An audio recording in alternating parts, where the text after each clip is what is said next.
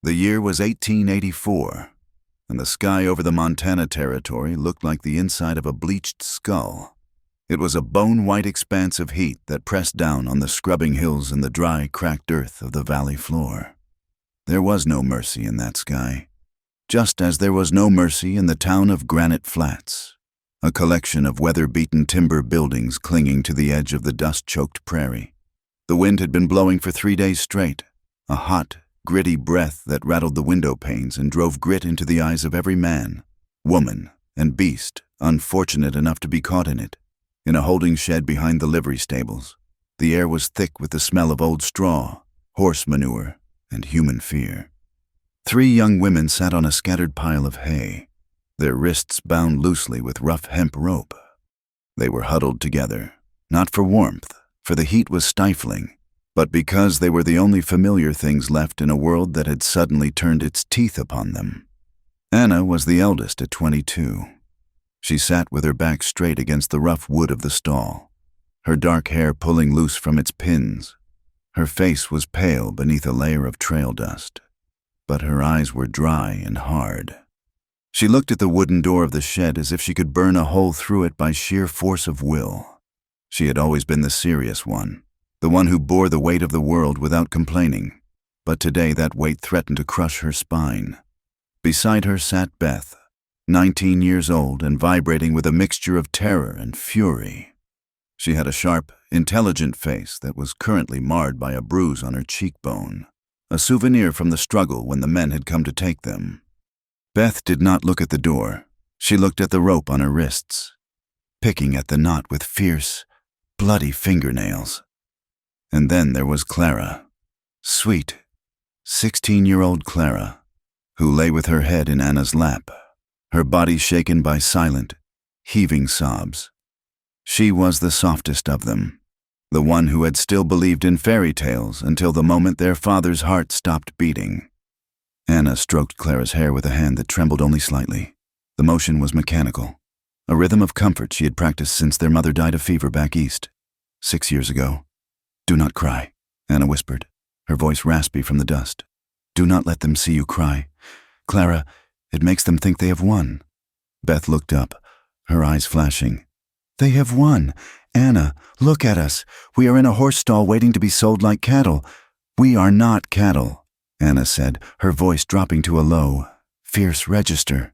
"We are the Miller sisters, and we will survive this." But the bravado felt thin, stretched tight over the memories of the last 2 weeks. It had all unraveled so quickly. Their father, John Miller, had been a dreamer, a man who believed the West was a land of milk and honey. He had dragged them from Ohio to this harsh frontier, sinking every penny they had into a farm that the drought had killed before it ever took root. When the coughing sickness took him, he left them with nothing but a patch of dust and a mountain of debt. Anna closed her eyes, fighting the memory of Silas Vane standing on their porch the day after the funeral. Vane was the creditor, a man with a face like a hatchet and eyes like polished stones. He had held the ledger up, tapping the total figure with a gloved finger. Your father borrowed heavily against his labor and yours. Vane had said, "The law says debts must be paid. If there is no coin, there is service." They had tried to run that very night. They packed what little food they had and slipped out into the dark, aiming for the railhead 3 days north. But Vane had been watching. His men caught them before they had gone 10 miles, the shame of being dragged back to town, draped over the backs of horses like sacks of flour, burned in Anna's gut hotter than the whiskey the men had been drinking. Now, outside the shed, the noise of the crowd was growing. It was auction day. Usually, this meant horses, cattle, and farm equipment. But today, the handbills posted around town had promised something else: indentured labor, 3 healthy females, domestic and farm skills. The door to the shed banged open, letting in a blinding rectangle of white light. A burly man with a thick mustache stood there, spitting a stream of tobacco juice into the dust. "Time to go," he grunted. "Get up," Clara whimpered, clinging to Anna's skirt.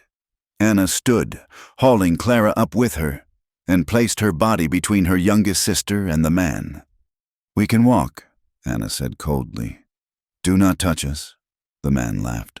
A wet, ugly sound. "Suit yourself.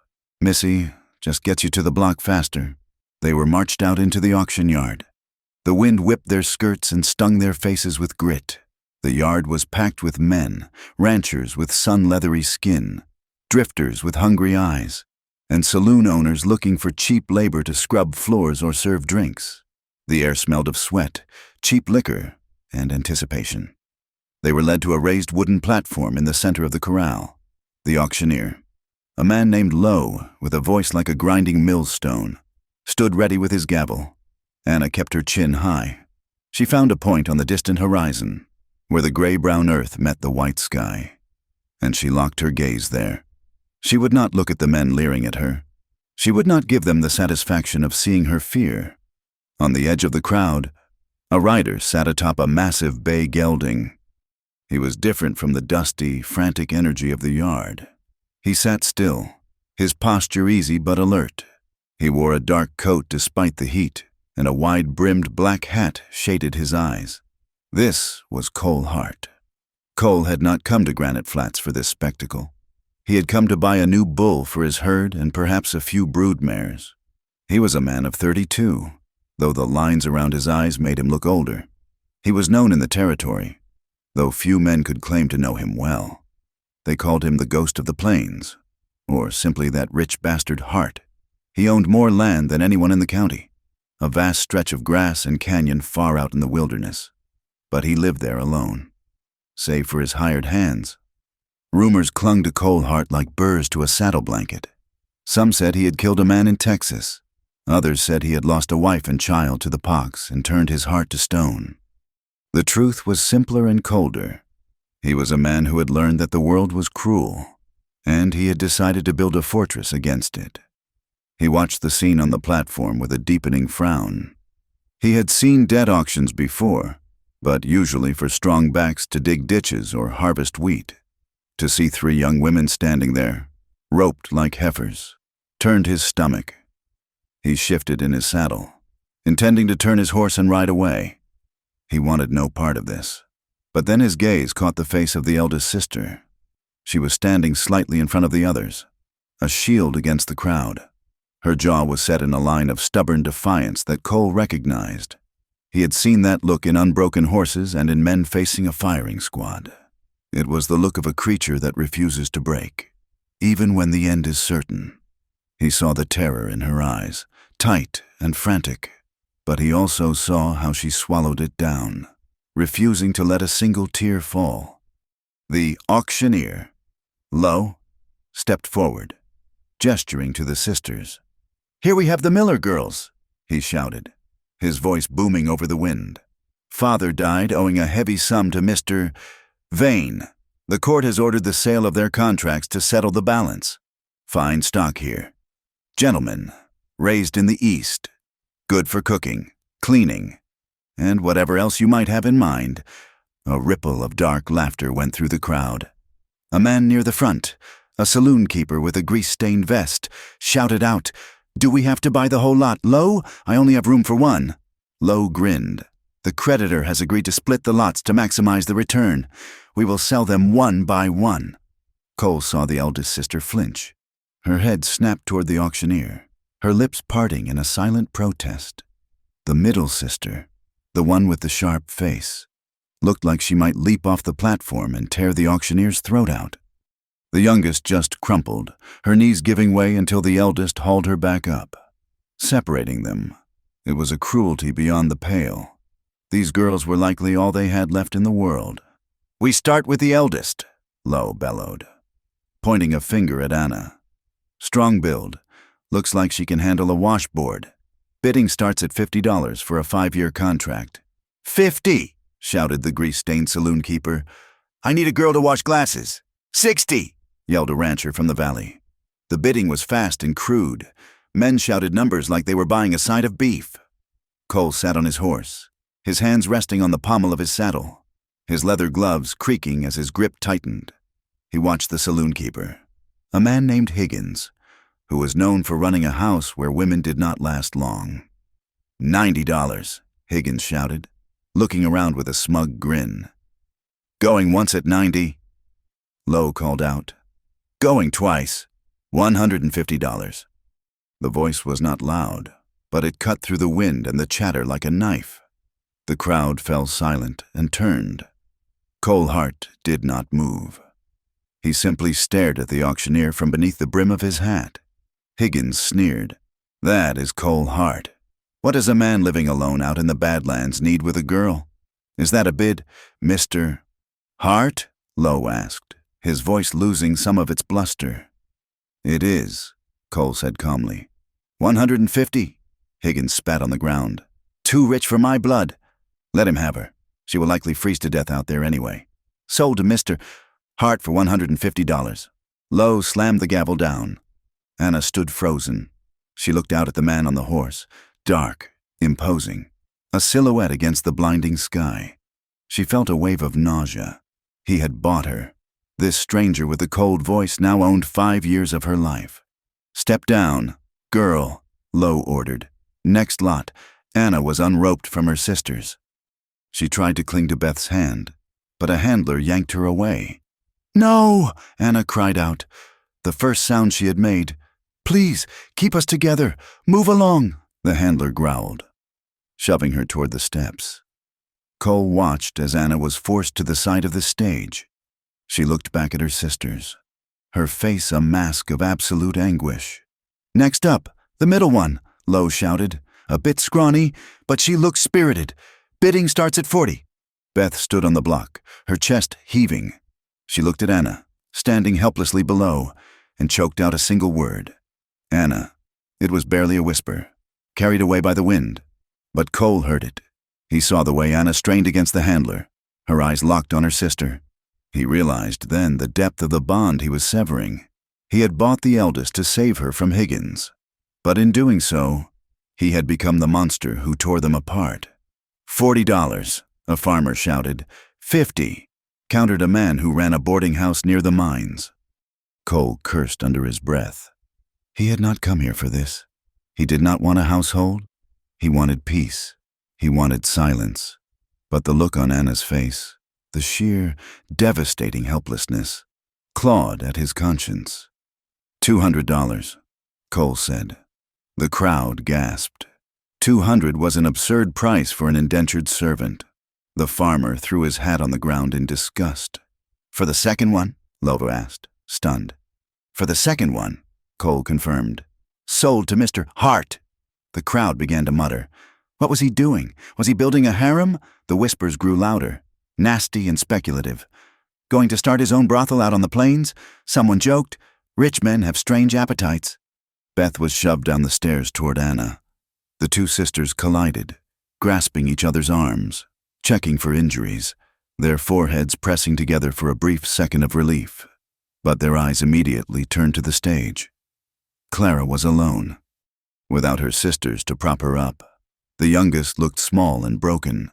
She was sobbing openly now, a terrifying, hopeless sound that made even the rough cattlemen shift uncomfortably in their boots. Please, she wailed. Please do not leave me.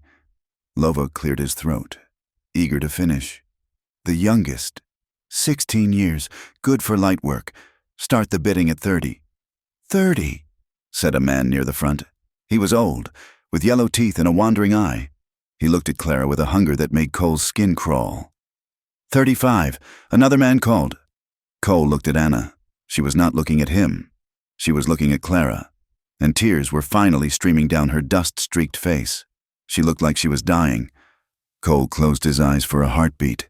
He was a fool. A damn fool. $300, Cole said heavily. The silence that followed was total. Even the wind seemed to hold its breath. $300 could buy a prime stallion. It was a fortune. Lowe gaped. 300? You heard me, Cole said, his voice hard as iron.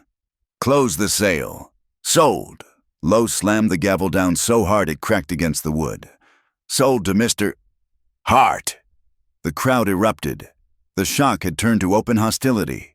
They felt mocked by his wealth, by his extravagance. He is buying a whole house full of girls, a man shouted. Leave some for the rest of us. Hard. Cole ignored them.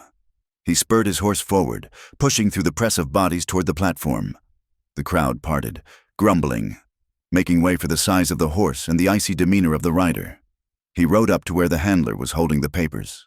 Silas Vane was there now, looking pleased as he counted the promissory notes. Sign here.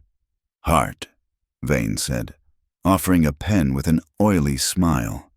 You have got yourself a bargain, even at those prices. They are legally yours for 5 years, indentured servants of the Hart Ranch. Cole took the pen and signed his name in a sharp, angular script. He did not look at Vane. He looked at the 3 sisters standing in the dirt. They were clustered together, a knot of calico and fear. They are free to go, Cole asked Vane. They are released into your custody, Vane corrected. You own the labor. You own the time. Do not let them run, or the law will bring them back. Cole nodded once, then turned his horse toward the sisters. He looked down at them. Anna was staring up at him, her chest heaving, her eyes full of a mixture of relief and profound distrust. My wagon is behind the stables, Cole said, his voice flat. Go there. Wait for me. He turned his horse and rode toward the bank to settle the draft, leaving the crowd to their whispers. Behind the livery stables, the wind was blocked by the high wooden walls, creating a pocket of stifling heat. The sisters stood by a sturdy buckboard wagon, their few meager belongings, a single carpet bag and a tied bundle of clothes, resting in the wagon bed. Cole walked around the corner of the stable. He had tied his horse to the back of the wagon and was adjusting his gloves. He stopped when he saw them. They were standing in a defensive line, Anna in front, Beth and Clara behind her. Cole took a breath. He was not good at speeches. He was not good with people. Period. Get in the wagon, he said. We have a long ride. Anna did not move. She crossed her arms over her chest, her knuckles white. Why? She asked. Her voice was shaking, but clearly audible. Cole paused. Why what? Why did you buy us? Anna demanded. You paid a fortune? Men do not pay that kind of money for maids. Cole looked at her. He saw the assumption in her eyes, the same assumption the town had made. It angered him, though he knew he had no right to be angry. I bought you because the alternative was watching you be sold to Higgins and that old man with the yellow teeth, Cole said bluntly. Anna's eyes narrowed. So you are a savior? Is that it? You are the good Samaritan who rescues helpless girls? I am no savior, Cole said, stepping closer. I need help on my ranch. It is a big place. I've been meaning to hire staff for a year. You did not hire us, Anna spat. You bought us. There is a difference. Cole flinched. The word hung in the air between them. Bought. It is a contract, Cole said, his voice tightening. You work for me for 5 years. I will pay you a wage. A wage? Beth piped up from behind Anna, her voice sharp as broken glass. Indentured servants do not get wages. They get room and board and a kick in the teeth. You will get wages, Cole insisted. And at the end of the term, you will have enough to go wherever you please. Anna laughed, a short, bitter sound. You expect us to believe that? We are 3 women alone with you in the middle of nowhere. You can do whatever you want with us, and no one would ever know. That is why you bought us, just like the others would have. You just have deeper pockets. Cole felt a flush of heat rise up his neck. He stepped forward, towering over Anna. She didn't back down, though he saw her throat work as she swallowed. Listen to me, Cole said, his voice low and dangerous. I do not touch women who do not want to be touched. I do not buy people for sport. You will work, you will cook, you will clean, you will mend clothes, and you will be safe. That is the deal. If you do not like it, you can walk back to the auction block and I will get my money back. Is that what you want? Anna stared at him. She looked at the dusty yard, the leering men still lingering by the corral, the hopelessness of the town. She looked back at Cole. His eyes were the color of flint, hard but clear. There was no lechery in them, only an impatient anger. She took a deep breath. No, she said quietly. Then get in the wagon, Cole said. He turned his back on them and climbed onto the driver's seat. He did not offer a hand to help them up. He felt if he touched them now, the fragile tension would snap.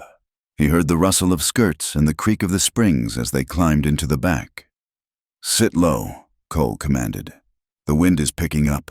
He slapped the reins, and the team of draft horses lurched forward.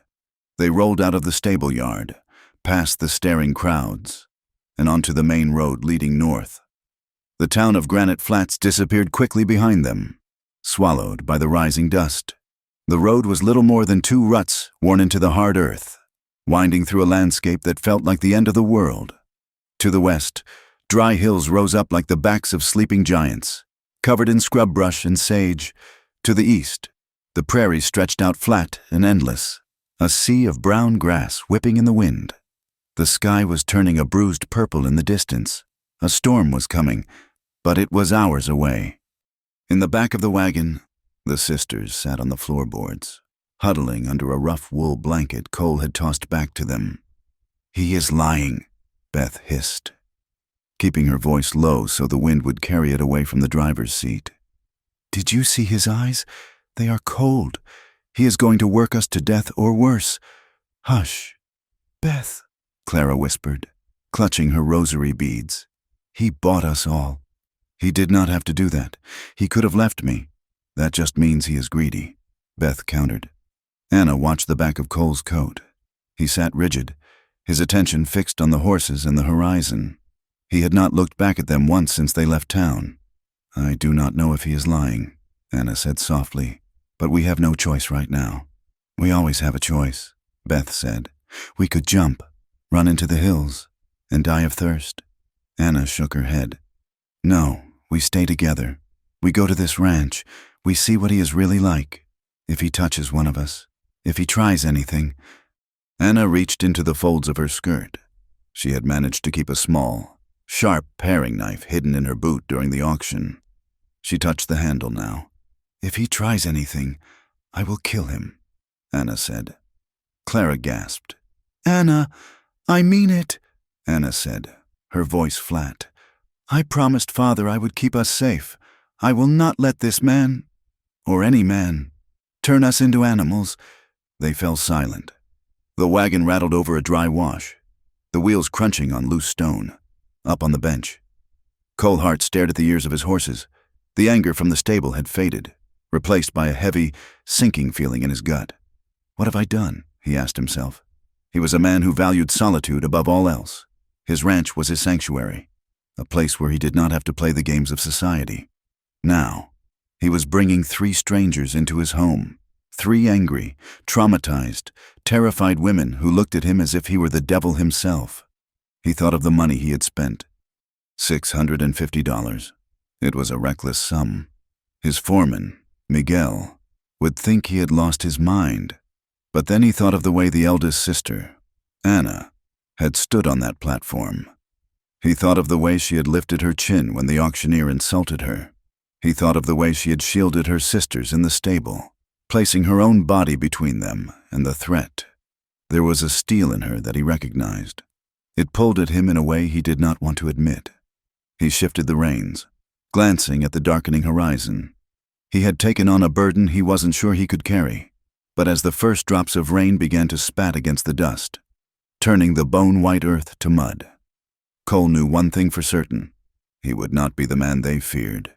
He would prove them wrong, even if they hated him for it.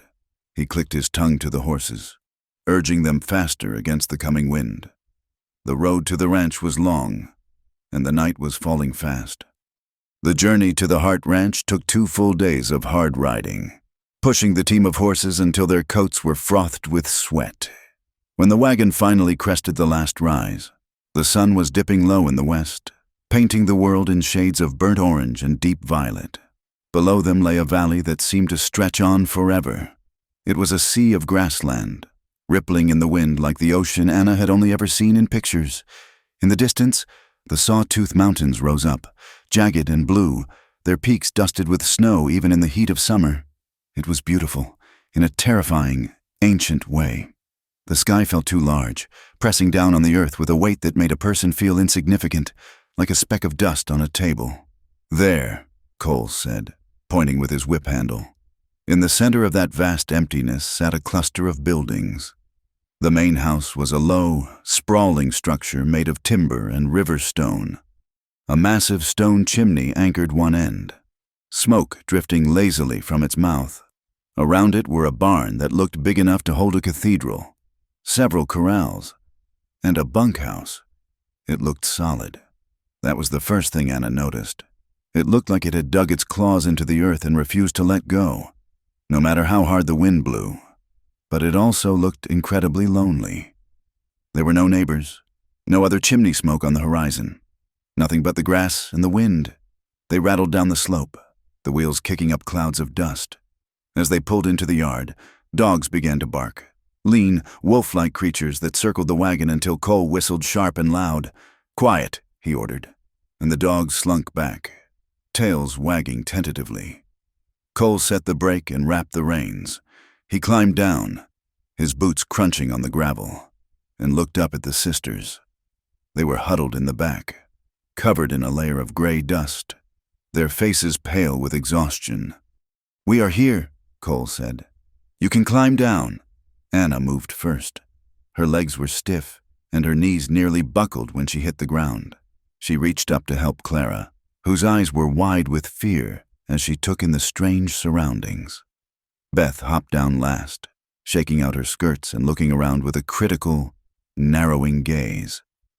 A man emerged from the barn, wiping grease from his hands with a rag. He was older, with hair the color of iron filings and a face that looked like a crumpled paper bag. This was Jeb, the ranch's oldest hand and cook. Behind him came Miguel, the foreman, a tall man with dark eyes and a mustache that curved around a serious mouth. Cole gathered them near the porch steps. He took off his hat, running a hand through his sweat-dampened hair.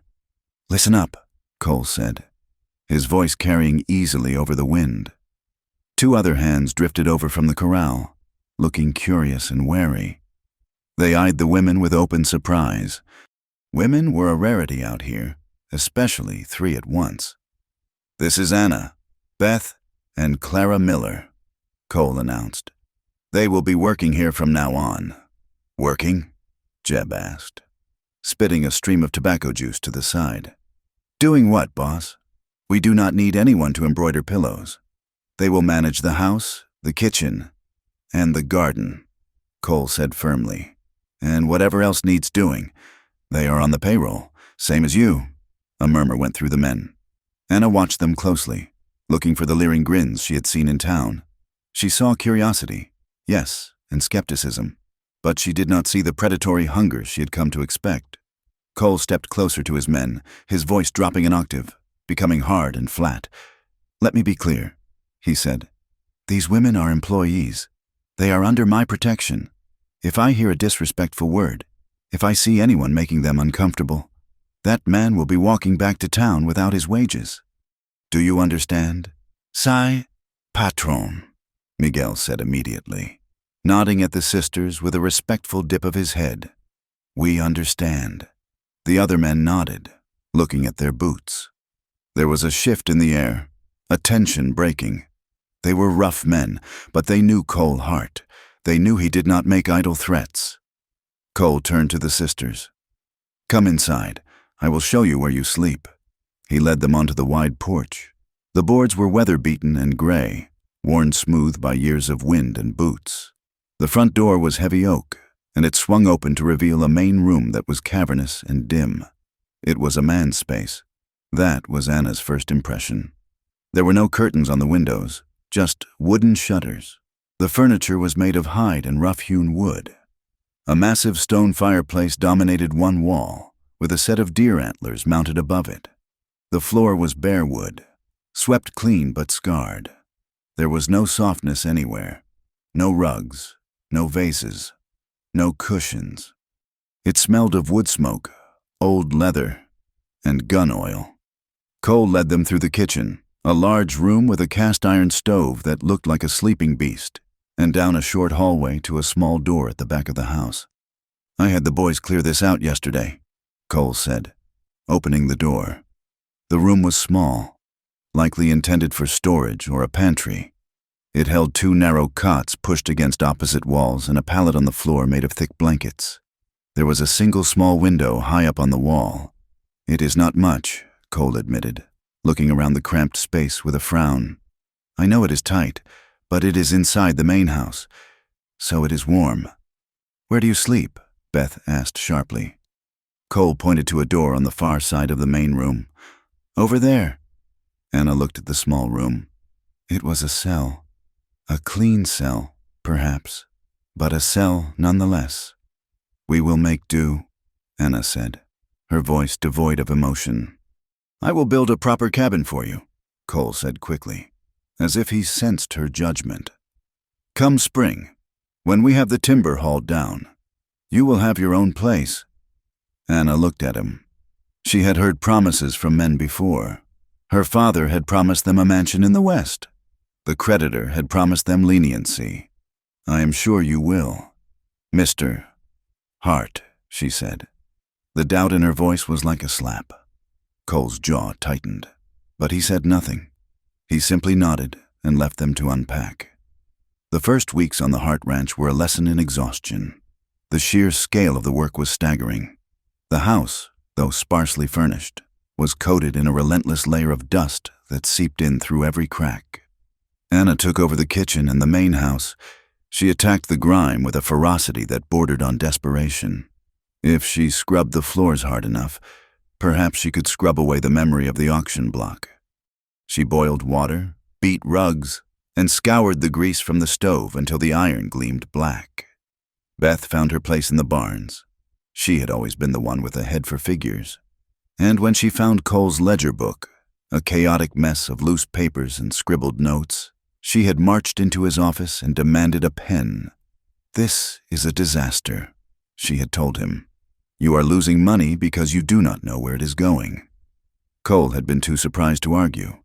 Within a week, Beth was tracking feed costs, cattle counts, and wages.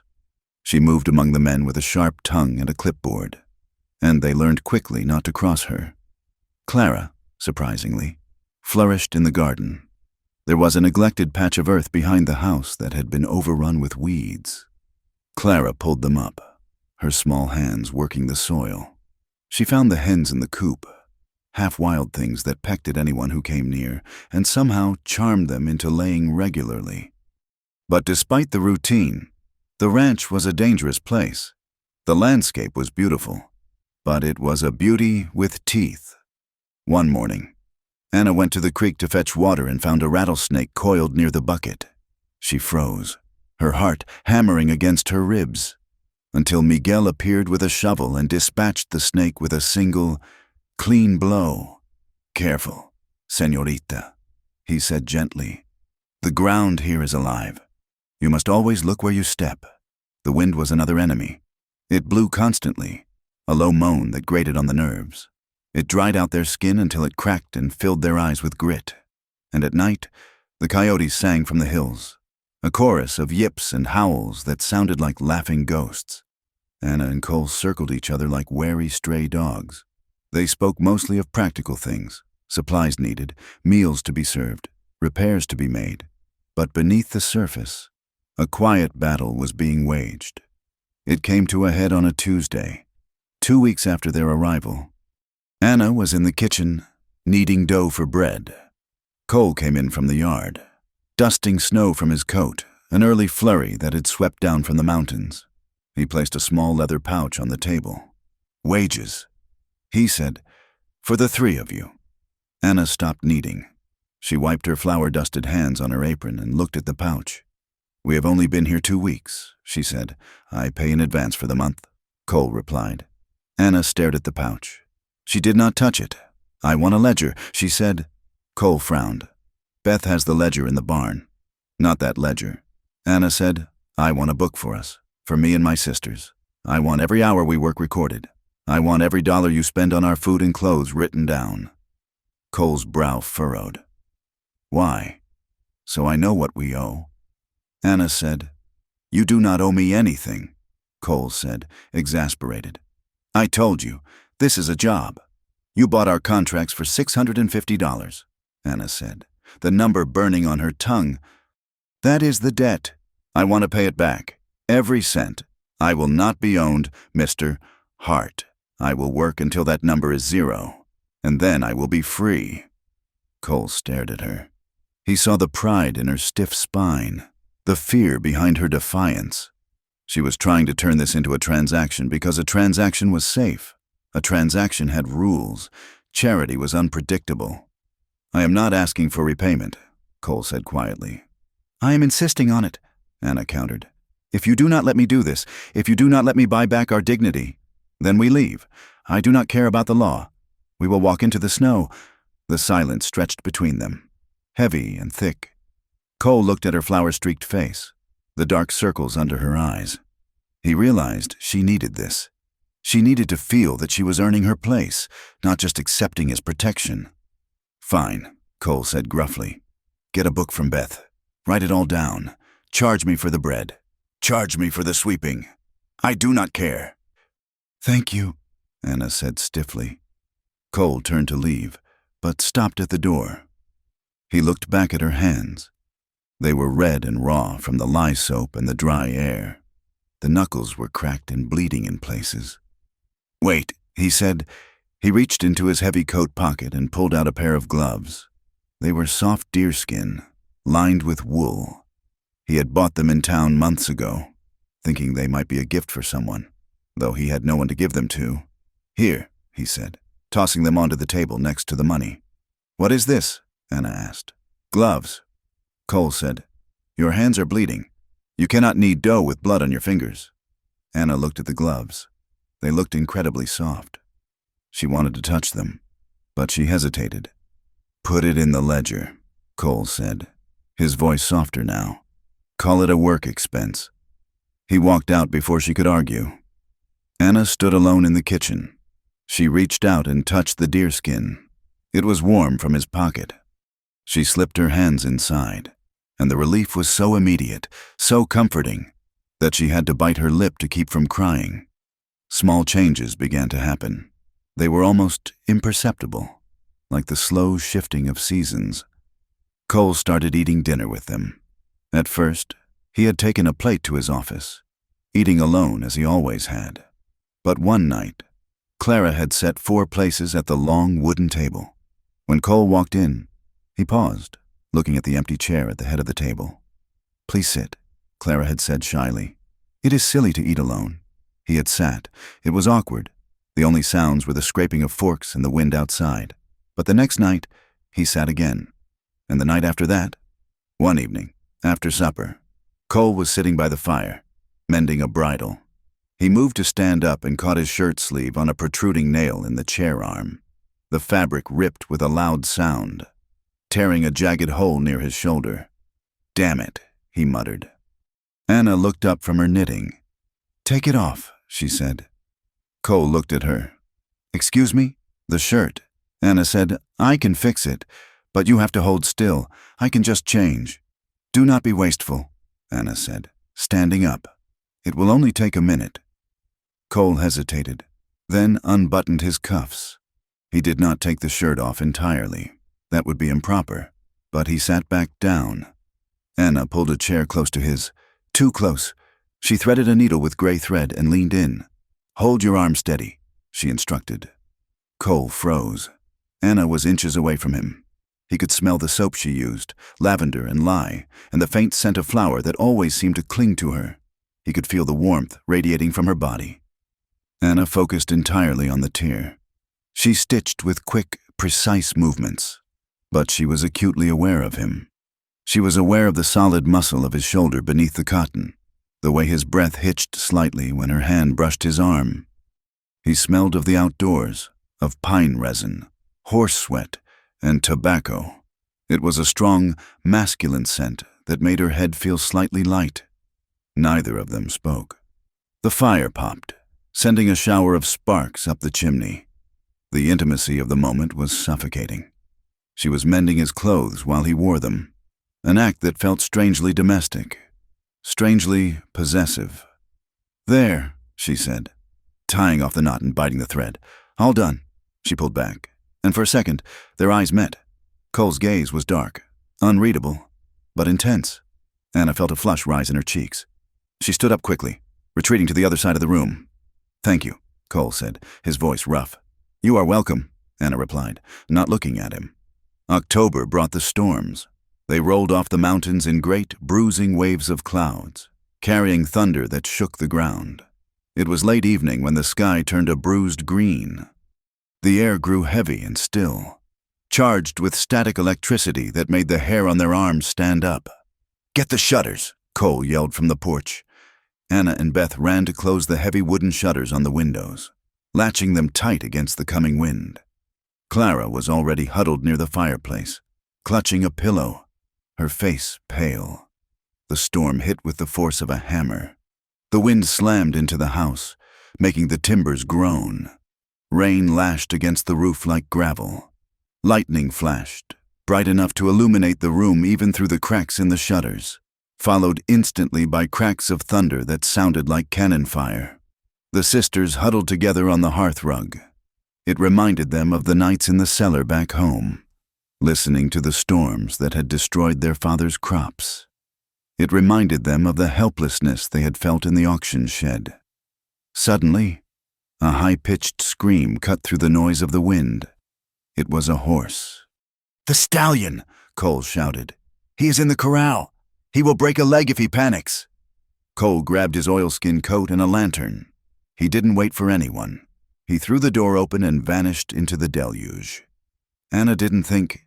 She grabbed a second lantern from the hook and a heavy shawl. "Anna, no!" Beth cried. "Stay here!" Anna yelled back. She ran out onto the porch. The wind nearly knocked her over. The rain was freezing, soaking her dress in seconds. She saw the bobbing light of Cole's lantern across the yard and ran toward it, her boots slipping in the mud. In the corral, the black stallion was rearing, his eyes rolling white with terror. He was kicking at the fence rails, screaming in panic. Cole was inside the pen, trying to grab the lead rope, but the horse was too wild, too frightened. "Easy," Cole roared, but his voice was lost in the wind. Anna climbed through the rails. "Go back," Cole shouted when he saw her. "He will kill you! He is scared of the light!" Anna yelled. She set her lantern down on a fence post, dimming the glare. She moved toward the horse. Not from the front, but from the side. She began to hum, a low, steady sound she used to use on the farm horses. She didn't know if the stallion could hear her, but she projected a calm she did not feel. Cole saw what she was doing. He moved to the other side, distracting the horse. "Easy, boy," Cole said, his voice dropping. The horse reared again, hooves slashing the air inches from Cole's head. Cole stumbled back, slipping in the mud. "Cole!" Anna screamed. She lunged forward, grabbing the dangling lead rope. The horse jerked, pulling her off her feet, but she held on. She dug her heels into the muck, using her weight to pull his head down. "Whoa!" she commanded, putting every ounce of her will into the word. The stallion paused, confused by the sudden resistance. In that second, Cole regained his footing. He moved in, grabbing the halter near the cheek. Together, they wrestled the animal to a standstill. The horse stood shivering, his sides heaving, steam rising from his coat in the cold rain. Cole clipped a lead line to the halter. "I have got him," he panted. He led the horse into the shelter of the barn. Anna followed, her chest heaving. Inside the barn, the noise of the storm was muffled.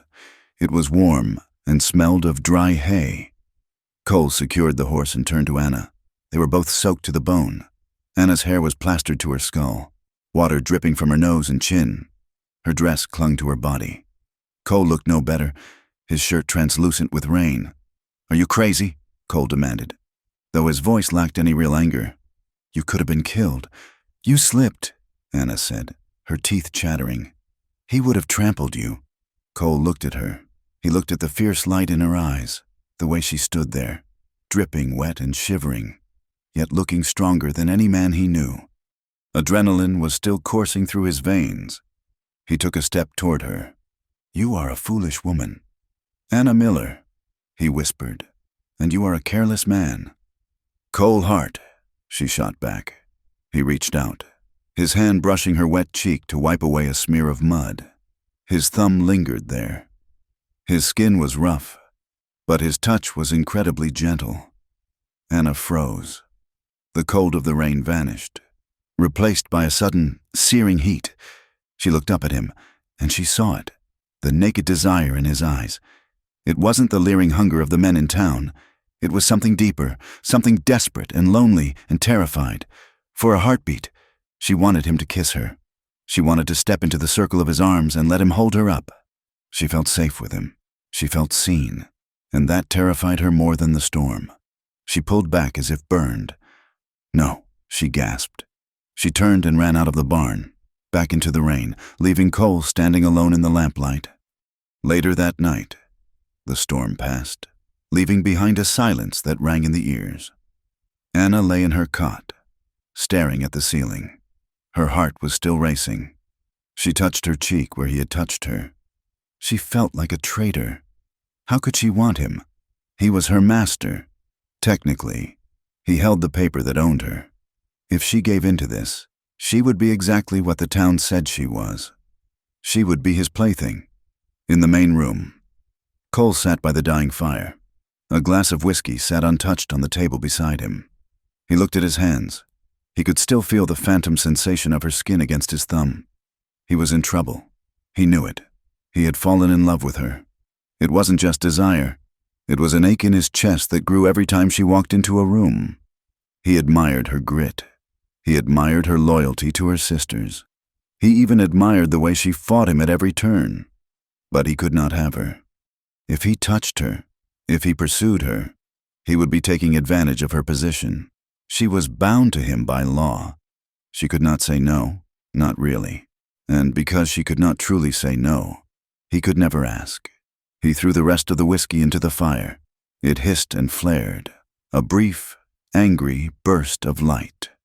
3 days later, the weather cleared, and Miguel rode back from a supply run to Granite Flats. He brought flour, sugar, and news.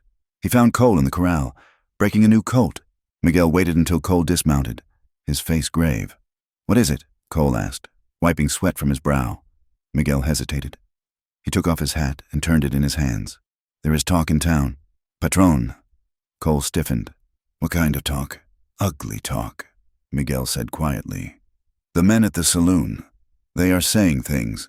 They say you bought the sisters for your own pleasure. They say you have a harem out here. They make jokes about what goes on during the long nights." Cole's face went deadly pale. His hands curled into fists. "Who said it?" "Everyone," Miguel said. "Even the shopkeep's wife turned her nose up when I bought the flour. She asked if it was for the Hart women. She said it like it was a dirty word." Cole looked toward the house. Anna was on the porch, shaking out a rug. She looked peaceful, or as peaceful as Anna ever looked. "Does she know?" Cole asked. Miguel shook his head. "Not yet, but news travels. Patron, even out here." It didn't take long.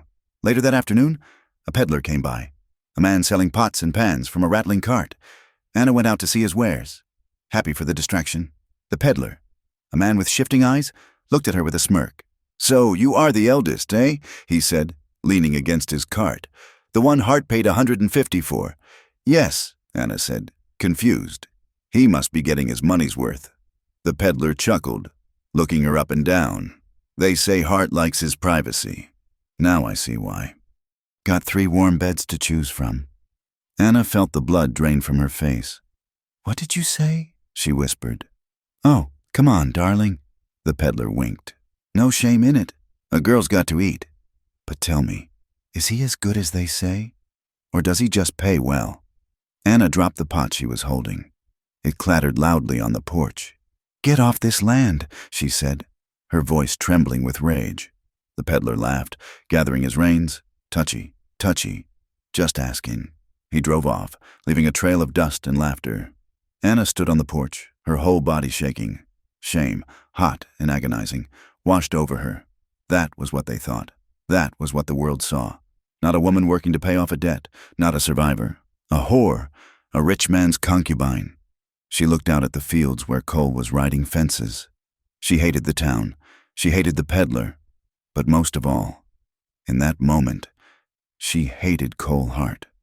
She hated him for buying her, for bringing her here, and for making her want him in a way that would only prove the liars right. She turned and ran into the house, slamming the heavy oak door against the wide, beautiful, cruel world outside. The winter of 1884 bled slowly into a reluctant spring. On the high plains, the seasons did not shift with the gentle grace of the east. They fought for dominance. Snow clung to the shadows of the coulees well into April, and the wind retained a biting edge even as the days grew longer. Time, however, had done its work on the three sisters. The initial shock of their arrival at the Hart Ranch had hardened into a routine of survival. They were no longer the terrified girls huddled in the back of a wagon. The land demanded they become something else. Beth was the first to shed the skin of her old life. She had taken to wearing a pair of trousers cut down from an old pair of Cole's, scandalous attire that she wore with defiant pride. She spent her days in the saddle or in the barns, trailing Miguel like a shadow until she learned the difference between a cinch and a flank strap. She had a natural eye for livestock, a sharpness that the cattle seemed to respect. Clara, too, had changed. The girl who had wept at the sight of a hawk now walked the perimeter of the garden with a steady gaze. She spoke to the animals as if they were people, and in the vast silence of the prairie, they seemed to answer her. And Anna ran the house. It was a kingdom of wood stoves, heavy linens, and constant dust, but she ruled it with a quiet, iron competence. The chaotic bachelor existence Cole and his men had lived was replaced by order. Meals were on time, clothes were mended before they fell apart. The ledger was balanced to the penny, but the West was a jealous master. Just as the sisters began to feel a tenuous sense of security, the land reminded them of its cruelty. It happened in late May. A warm spell had tricked the cottonwoods into budding and the vegetable garden into pushing up tender green shoots. Then, overnight, the wind shifted from the south to the north. A killing frost, white and silent, descended on the valley. "Wake up!" Cole's voice boomed through the house before dawn. Anna was out of bed in an instant, throwing a shawl over her nightdress. The air inside the house was frigid. Outside, the world was crystallized in ice. "We have to cover the garden," Clara cried, running from her room. For the next 3 hours, they fought a losing battle against the cold. They used every blanket, every spare sheet of canvas, even their own coats to cover the fragile rows of beans and squash. Cole and the men were out with the young calves, trying to get them into the shelter of the barns before the frost settled into their lungs. When the sun finally rose, it revealed a blackened devastation. The early crops were gone. The fruit blossoms were dead on the branch. They stood on the porch, exhausted and shivering, looking at the ruin of their hard work. "It is all gone," Clara whispered, her hands red from the cold. "We will plant again," Cole said. His voice was rough, but steady. "We have time. The season is young." But Anna saw the worry in his eyes. The ranch operated on the thin margins. A lost crop meant they would have to buy more grain and supplies from town, and prices were high. It meant the debt she was trying so desperately to pay down would not shrink as fast as she hoped. The loss of the garden forced a trip to Granite Flats 2 weeks later. The ranch needed flour, cornmeal, and seed to replace what the frost had taken. Cole prepared the buckboard wagon.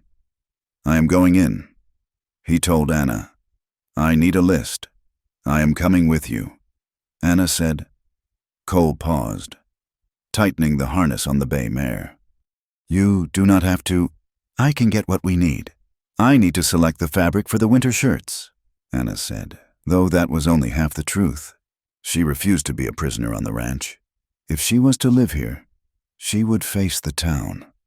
"I am coming." The ride to town was silent. The heat had returned with a vengeance, baking the mud into hard ruts that jarred their teeth with every turn of the wheel. When they rolled onto the main street of Granite Flats, the atmosphere shifted. It was a Saturday, and the town was busy. As the wagon passed the saloon and the livery, conversation seemed to die away, replaced by a heavy, watchful silence. Anna sat upright on the bench seat, her hands folded in her lap. She wore her best dress, a dark blue cotton that she had pressed carefully the night before. and a bonnet that shielded her face, but she could feel the eyes on her. Two women standing outside the millinery shop stopped talking as the wagon approached. They looked at Anna, then looked at each other with pinched expressions of distaste. One of them gathered her skirts and turned her back deliberately. Anna felt the sting of it deep in her chest. She kept her chin high, staring straight ahead, but her knuckles were white. Cole pulled the wagon up in front of the general store. He set the brake and looked at her. "You can stay in the wagon," he offered quietly. "No," Anna said. She climbed down before he could help her. She walked into the store, the bell above the door chiming cheerfully, a stark contrast to the mood in the room. The store was crowded. Several ranchers were at the counter, and a group of women were inspecting bolts of cloth in the corner. When Anna entered, followed by the imposing figure of Cole Hart, the hum of conversation severed. Mr. Henderson, the shopkeeper, looked nervous. "Morning, Mr. Hart. Miss Miller." Anna moved to the counter, producing her list. "I need 50 pounds of flour, Mr. Henderson, and 10 pounds of sugar, and a sack of seed corn," while the shopkeeper scurried to fill the order. Anna felt the weight of the stares. The men were not looking at her with the cold judgment of the women. They were looking with something worse. They were smirking. One man nudged his neighbor, whispering something that made the other man chuckle low in his throat. Anna's face burned. She knew what they were thinking. To them. She was not a housekeeper. She was a woman living in a bachelor's house, bought and paid for. "Well, look who it is." The voice came from the back of the store, oily and familiar. Silas Vane, the creditor who had sold them, stepped out from the shadows. He was dressed in a suit that was too fine for the dusty town, a gold watch chain gleaming on his vest. Vane walked over to the counter, ignoring Cole and fixing his gaze on Anna. "You look well." "Anna," Vane said, his eyes raking over her. "Put on a little weight, haven't you? The country air must agree with you. Or perhaps it is the easy living. I am working for my keep. Mr. Vane," Anna said, her voice trembling slightly. "I am sure you are," Vane said, a nasty smile curling his lip. "I am sure you are earning every penny. It is good work if you can get it, isn't it? Much better than the laundry lines.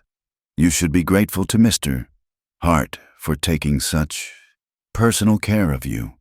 The insinuation hung in the air, thick and poisonous. The men at the counter snickered. The women in the corner looked scandalized but did not look away. Anna felt trapped. She wanted to scream that she slept in a pantry, that she worked from dawn until dark, that Cole Hart had never touched her, but she knew it wouldn't matter. The story was already written in their minds. Cole stepped forward. He moved smoothly, placing his body between Vane and Anna. He did not raise his voice, but the temperature in the room seemed to drop 10 degrees. "That is enough," Cole said. Vane chuckled, though he took a half-step back. "Just making conversation. Hart, no need to be jealous." "I am not jealous," Cole said, his voice flat and hard. "I am patient, but my patience has a limit, and you are standing on the edge of it. Step away from her." Vane looked at Cole's eyes, then at the heavy revolver holstered at Cole's hip. He sneered, trying to save face. "Touchy about your property, aren't you?" Vane muttered. Cole took one more step. The wooden floorboards creaked. "She is not property," Cole said, "and you will speak to her with respect, or you will not speak at all. Do I make myself clear?" Vane held his gaze for a second, then looked away, shrugging, "Have it your way." He brushed past them and exited the store, the bell jingling violently. The tension in the room was suffocating. Cole turned to the shopkeeper. "Put it on my account," Cole said. "We will load it ourselves." The ride back to the ranch was a gauntlet of dust and anger. Anna sat rigid, tears of humiliation drying on her cheeks before they could fall. Cole drove the horses hard, his jaws set in a line of granite. For 5 miles, neither of them spoke. Then, as the town disappeared behind a ridge, Anna finally broke. "Why did you have to say that?" she demanded, turning on him. Say what? Cole asked, not looking at her. Call me property, Anna cried. Even when you were defending me, you made it about you. You made it look like I belong to you. I said you were not property, Cole corrected her sharply. It does not matter what you said, it matters what they think, Anna shouted. Her composure, usually so perfect, shattered. Did you see them? Did you see how they looked at me? They think I am your whore. Cole, they think I am a fallen woman because I live in your house. Cole pulled the reins, bringing the wagon to a jerking halt in the middle of the road. The horses stamped, confused. Cole turned to her, his own anger flaring hot and bright. And what do you want me to do about it, Anna? Do you want me to shoot half the town? I cannot stop their tongues. You do not understand, Anna said, her voice breaking. You are a man. You are rich. You can do whatever you please. You do not know what it is like to be looked at like you are filth. You do not know what it is like to have your dignity stripped away because of where you sleep. Cole laughed, a harsh, bitter sound that startled a crow from a nearby fence post. I do not know, he asked incredulously. You think I do not know about being judged? He turned fully toward her, pulling off his glove and slamming it against his thigh. I came to this territory 15 years ago with nothing but the clothes on my back and a father who died a drunk in a ditch, Cole said, his voice shaking with suppressed emotion. I was a drifter. I mucked stalls for pennies. When I started the ranch, when I struck water on the land everyone said was useless. Do you think they patted me on the back? He gestured back toward the town. They hated me. Anna. They called me trash. They said I stole the land. Then, when the herd paid off, when I built the house, they started calling me sir. But they still look at me and see the ditch digger. They still think I am arrogant, cold, and unfeeling because I do not spend my nights drinking in their saloon. He leaned in closer, his eyes intense. I know exactly what it feels like to be an outsider. Anna, I know what it feels like to have people write a story about you that isn't true. Anna stared at him. She had never heard him speak this many words at once, and certainly never about himself. She saw the pain behind the flinty exterior. She saw that his isolation wasn't just a preference. It was a defense mechanism, a wall built stone by stone against the same judgment she was feeling now. The wind whistled through the spokes of the wagon wheels. The anger drained out of Anna, leaving her feeling hollow but strangely connected to him. I did not know, she whispered. Cole looked at her for a long moment, then sighed, the fight going out of him. He put his glove back on. I cannot fix what they think. Anna, he said quietly, I can only promise you that in my house. You are respected. What happens out here, we just have to weather it. He picked up the reins and clicked to the horses. The wagon lurched forward. The rest of the ride was silent, but the silence was different. It was no longer a wall between them. It was a shared space. They were two wounded people sitting on a wagon bench, driving through a world that didn't understand either of them. Summer arrived with a vengeance, turning the grass gold and the sky a relentless, cloudless blue. The work on the ranch intensified. With the garden replanted and the cattle moving to summer pastures, Cole needed every hand he could get. Miguel, the foreman, had become the backbone of the operation. He was a man of few words but immense skill. He could read the weather in the clouds and the health of a cow by the gloss of its coat. However, as the herd grew, Cole had to hire temporary hands for the season. 3 new men arrived from the south, drifters looking for a season's wage. They were hard workers, but they brought the prejudices of the world with them. One evening, near the corral, Anna heard voices raised. She looked out the kitchen window to see one of the new men, a burly redhead named Sims, standing chest to chest with Miguel.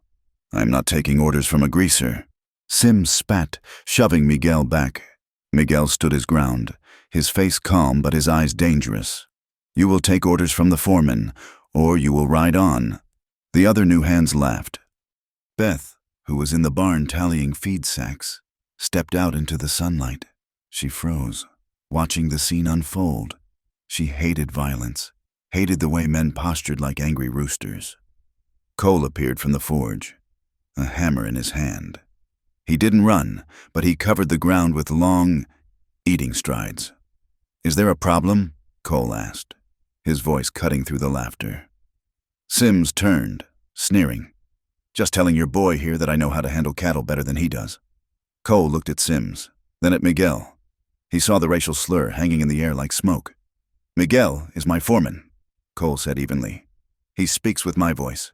If you cannot hear him, then you cannot work here." Sims scoffed. "You would fire a white man over him? I would fire my own brother if he disrespected the chain of command." Cole said, "Pack your roll. Sims, you are done, but—" "Now," Cole barked. Sims looked at the other men for support, but they looked away, unwilling to cross the boss. Cursing, Sims stalked off toward the bunkhouse. Cole turned to the remaining new hands. "Anyone else have a problem with who runs this crew?" he asked. The men shook their heads. "No, sir, good. Get back to work." Cole nodded to Miguel, a silent acknowledgement of respect, and walked back to the forge. Beth watched it all from the shadow of the barn door. She had seen men use power to hurt, to take, to humiliate. She had never seen a man use power simply to be fair. It confused her, and it made her chest ache with a strange admiration. Later that evening, as the sun began to bleed red over the western horizon, Beth found Miguel out on the south ridge. He was repairing a section of fence where the wire had snapped. She rode out to him on the mare she had claimed, dismounting stiffly. "Need help?" she asked. Miguel looked up, surprised. He took off his hat, wiping sweat from his forehead. "It is late, Señorita Beth. You should be inside." "I am not helpless," Beth said, grabbing a pair of fencing pliers from his saddlebag. They worked in silence for a while, the only sound the ping of the wire being stretched tight. The sky turned a brilliant, bruised purple. "Thank you," Beth said suddenly, not looking at him. "For what?" Miguel asked. "For staying. After what that man said?" Miguel shrugged, twisting a piece of wire. "Men like that are everywhere.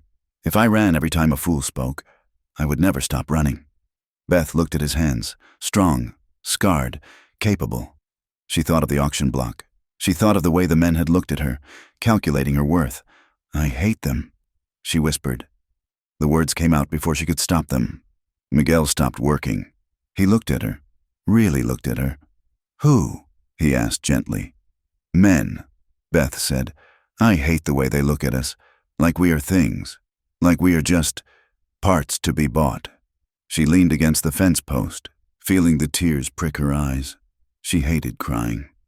It felt like weakness. Miguel took a step closer, but he didn't crowd her.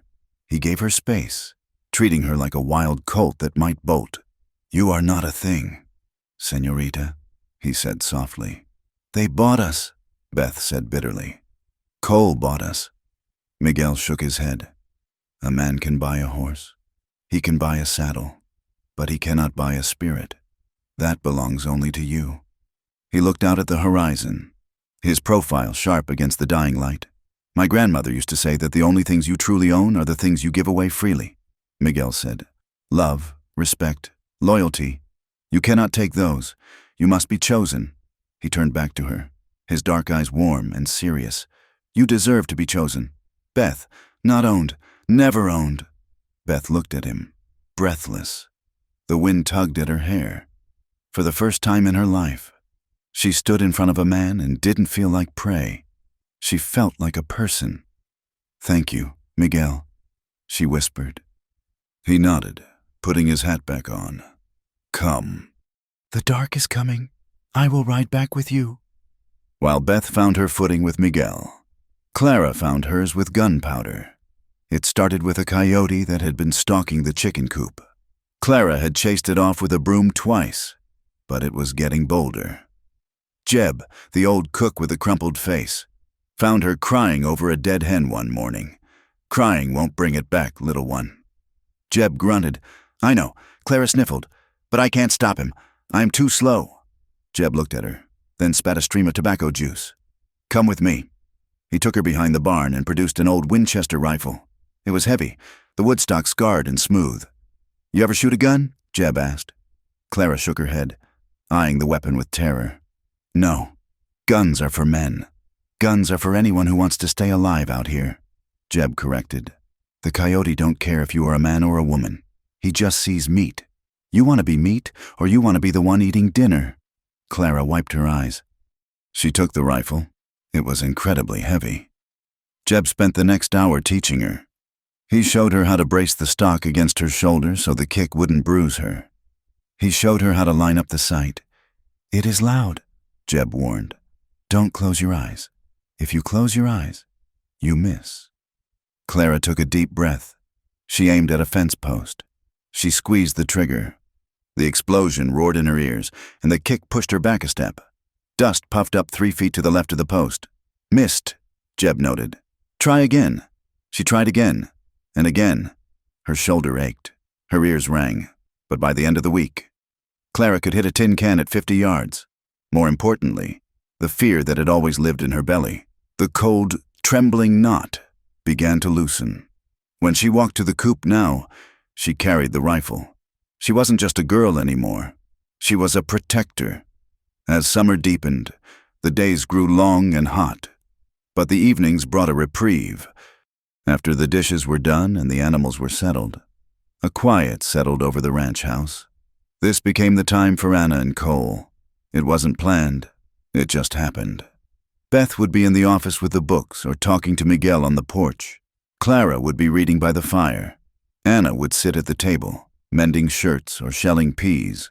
And Cole would sit opposite her, cleaning a bridle or oiling his boots.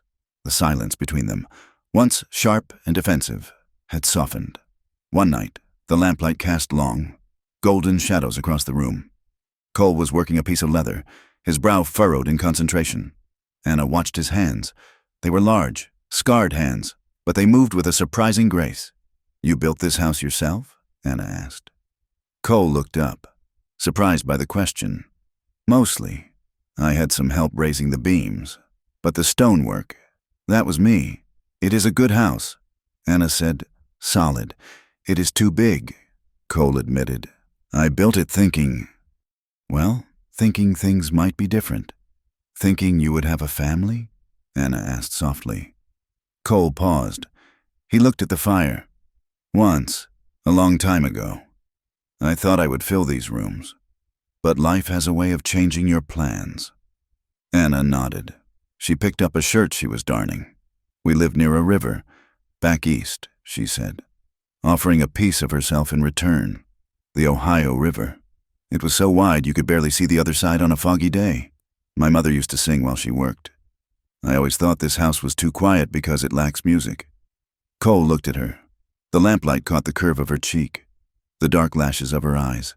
It does not lack music, he said, his voice low. Not anymore. Anna looked up, her needle freezing in midair. What do you mean? Cole held her gaze.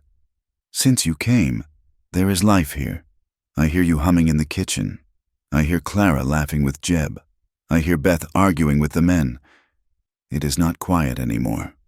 He leaned forward slightly, resting his arms on the table. I used to like the silence, Cole said. Now when you go into town, the house feels empty, like a tomb. Anna's breath hitched. It was the closest he had ever come to saying he needed her, not her work, but her. She felt that dangerous pull again, the magnetic force that drew her toward him. She remembered his defense of her in the store. She remembered the story of his past. He was not the monster she had feared. He was a man who had built a fortress to keep out the pain, just as she had. I do not hate it here, Anna whispered. It is hard, but the land is honest. Like you, Cole said. He reached out, his hand covering hers where it rested on the table. His palm was warm, rough with calluses. He didn't grab her. He just let his hand rest there. A question. Anna looked at their hands, the contrast of his dark, sun-weathered skin against her pale hand. She could feel the pulse in his wrist. She didn't pull away. For a long minute, they sat there, the air between them thick with unsaid words. The desire was palpable, a physical weight in the room. Anna wanted to turn her hand over, to interlace her fingers with his. She wanted to lean across the table and kiss the sadness out of his eyes. But the ghost of the debt still stood in the corner, the shadow of the auction block. Anna slowly, gently, slid her hand out from under his. She stood up, her heart pounding a frantic rhythm against her ribs. "It is late," she said, her voice trembling. "We have an early start tomorrow." Cole looked at his empty hand, then up at her. He didn't look angry. He looked resigned, but there was a flicker of hope there, too. She hadn't pulled away in anger. She had pulled away in fear, and fear could be overcome. "Good night, Anna," he said softly. "Good night, Cole."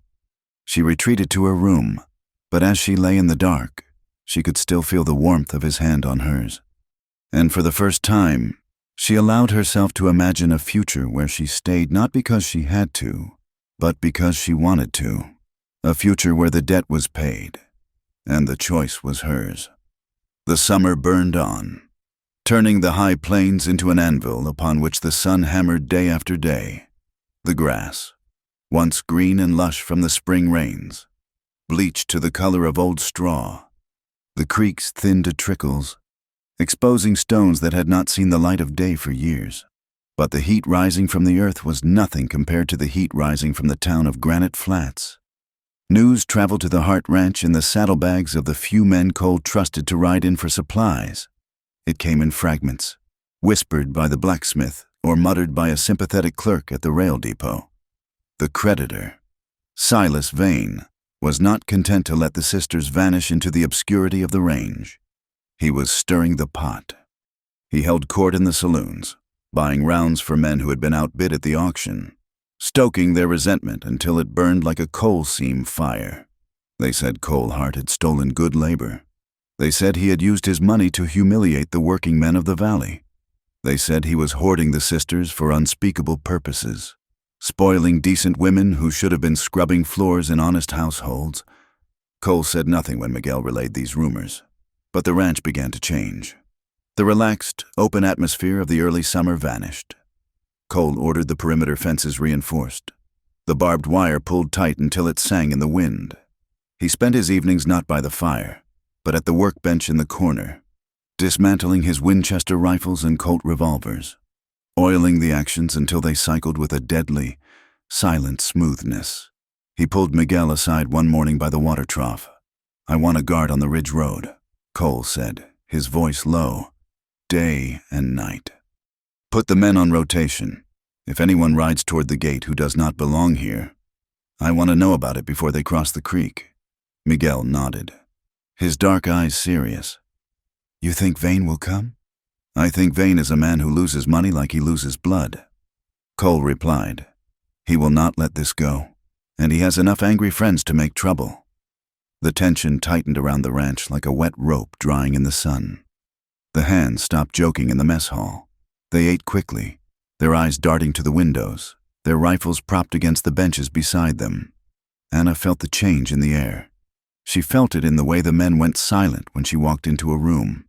She felt it in the way Cole watched the horizon, his body rigid as a fence post. She found him one evening in the barn, checking the cinches on the saddles. The lantern light cast long, dancing shadows on the walls. "We should leave," Anna said. Cole did not look up from the leather strap he was adjusting. He continued to work the buckle, his movements precise and slow. "You are not leaving," he said. "We are the cause of this," Anna insisted, stepping further into the light. "Do not pretend otherwise. Cole, the town hates you because of us. If we leave, if we go to the city or find work somewhere else, the anger goes with us. You can go back to your peace." Cole dropped the stirrup and turned to face her. His face was obscured by the brim of his hat, but she could feel the weight of his stare. "There is no peace for me if I send you out there to be devoured," he said.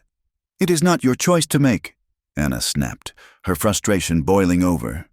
She hated this feeling of helplessness, of being the stone around his neck. "We are not children. We are not your wards to be protected from the bogeyman.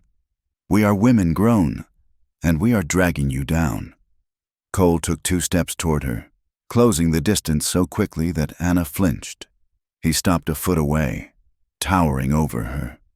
"You think this is about you?" Cole asked, his voice rough. "You think those men in town care about you? They do not. They care that I have something they want. They care that I have said no to them.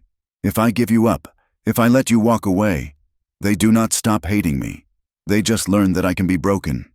I do not want your protection if it means you get hurt," Anna cried. "And I do not want your sacrifice," Cole shouted back. The sound of his voice, raised in genuine anger, silenced the barn. The horses shifted nervously in their stalls. Anna stared at him, her chest heaving. Cole stared back, his hands clenched at his sides. The air between them crackled, charged with everything they had been holding back: the fear, the gratitude, the resentment, and the terrifying, magnetic pull that seemed to draw them together against their will. The argument had started about safety, but it had stripped away the polite veneer they wore during the day. "You are a stubborn, foolish man," Anna whispered, her voice shaking. "And you are a woman who does not know when to stop fighting," Cole replied, his voice dropping to a husky murmur. He was too close. Anna could smell the scent of him: leather, horses, and the faint, sharp tang of gun oil. She could see the pulse beating in his throat. She looked up into his eyes and saw the raw conflict there. The war between the man who wanted to be honorable and the man who just wanted— "I have to fight," Anna said, her voice barely audible. "If I stop fighting, I disappear." Cole looked at her mouth. He looked at the way her lips parted slightly, the way her breath hitched. The anger in his eyes melted into something darker, something that made Anna's knees weak. "You are safe here, Anna," he said softly. "That is the problem," Anna confessed, the words tumbling out before she could stop them. "I feel safe when you are near, and that terrifies me." Cole went still. "Why?" "Because I am not supposed to trust you," Anna said, tears pricking her eyes. "You own me." "Cole, a woman does not trust her master. She survives him. But when I am with you, I forget, and if I forget, I lose myself." Cole's hand twitched. He raised it slowly, as if moving through water. He wanted to cup her face. He wanted to pull her against him and bury his face in her hair. The desire was a physical ache, a hunger that had been gnawing at him for months. But he saw the fear in her eyes, warring with the longing. He stopped his hand inches from her cheek. He did not touch her skin. Instead, he lowered his hand and gently covered her own hand where it rested on a hay bale. "I am not your master." Cole swore, his voice a low rumble. "I never wanted to be, and I promise you this. Anna, I will never claim more than you freely offer. Not a touch, not a kiss, not a moment of your time that is not given willingly." Anna looked down at his hand covering hers. It was heavy, warm, and protective. She turned her hand over, her fingers brushing against his palm. The sensation sent a jolt of electricity up her arm that settled low in her belly. She looked up at him. The air was thick enough to drown in. They leaned toward each other, drawn by a gravity that felt inevitable. Anna's eyelids fluttered shut. She could feel the warmth of his breath on her face. A loud crash from the bunkhouse shattered the moment. Someone laughed raucously outside, and a door slammed. Anna jumped back as if she had been slapped. She pulled her hand away from Cole's grasp, clutching it to her chest. Her face flushed a deep crimson. Cole stepped back, turning his face away into the shadow. He took a ragged breath, running a hand over his face. I have to check the bread," Anna stammered. She turned and fled the barn. Her footsteps hurried and uneven on the packed dirt. Cole stood alone in the lantern light, listening to the sound of her retreat, his heart hammering against his ribs like a trapped bird. While the storm brewed in the main house, a quieter, steadier connection was forming out on the range. Beth rode alongside Miguel, checking the south pasture fence. The heat was oppressive, but she found she did not mind it as much when she was working. She watched Miguel as he dismounted to inspect a leaning post. He moved with an economy of motion that fascinated her. There was no wasted energy in him. He was patient in a way that Beth, with her sharp tongue and quick temper, had never been. He noticed her watching him and smiled. the skin crinkling around his eyes. "The wire is loose here," he said. "Hand me the pliers." Beth dismounted and brought the tool from her saddlebag. As she handed it to him, her finger brushed against his. It was a fleeting contact, gone in an instant, but it left a strange warmth in its wake. She pulled her hand back, feeling foolish. It was just a touch. But for Beth, who had learned to view men's hands as threats, hands that grabbed, hands that hit, hands that signed papers selling her life away, this warmth was confusing. It was soft.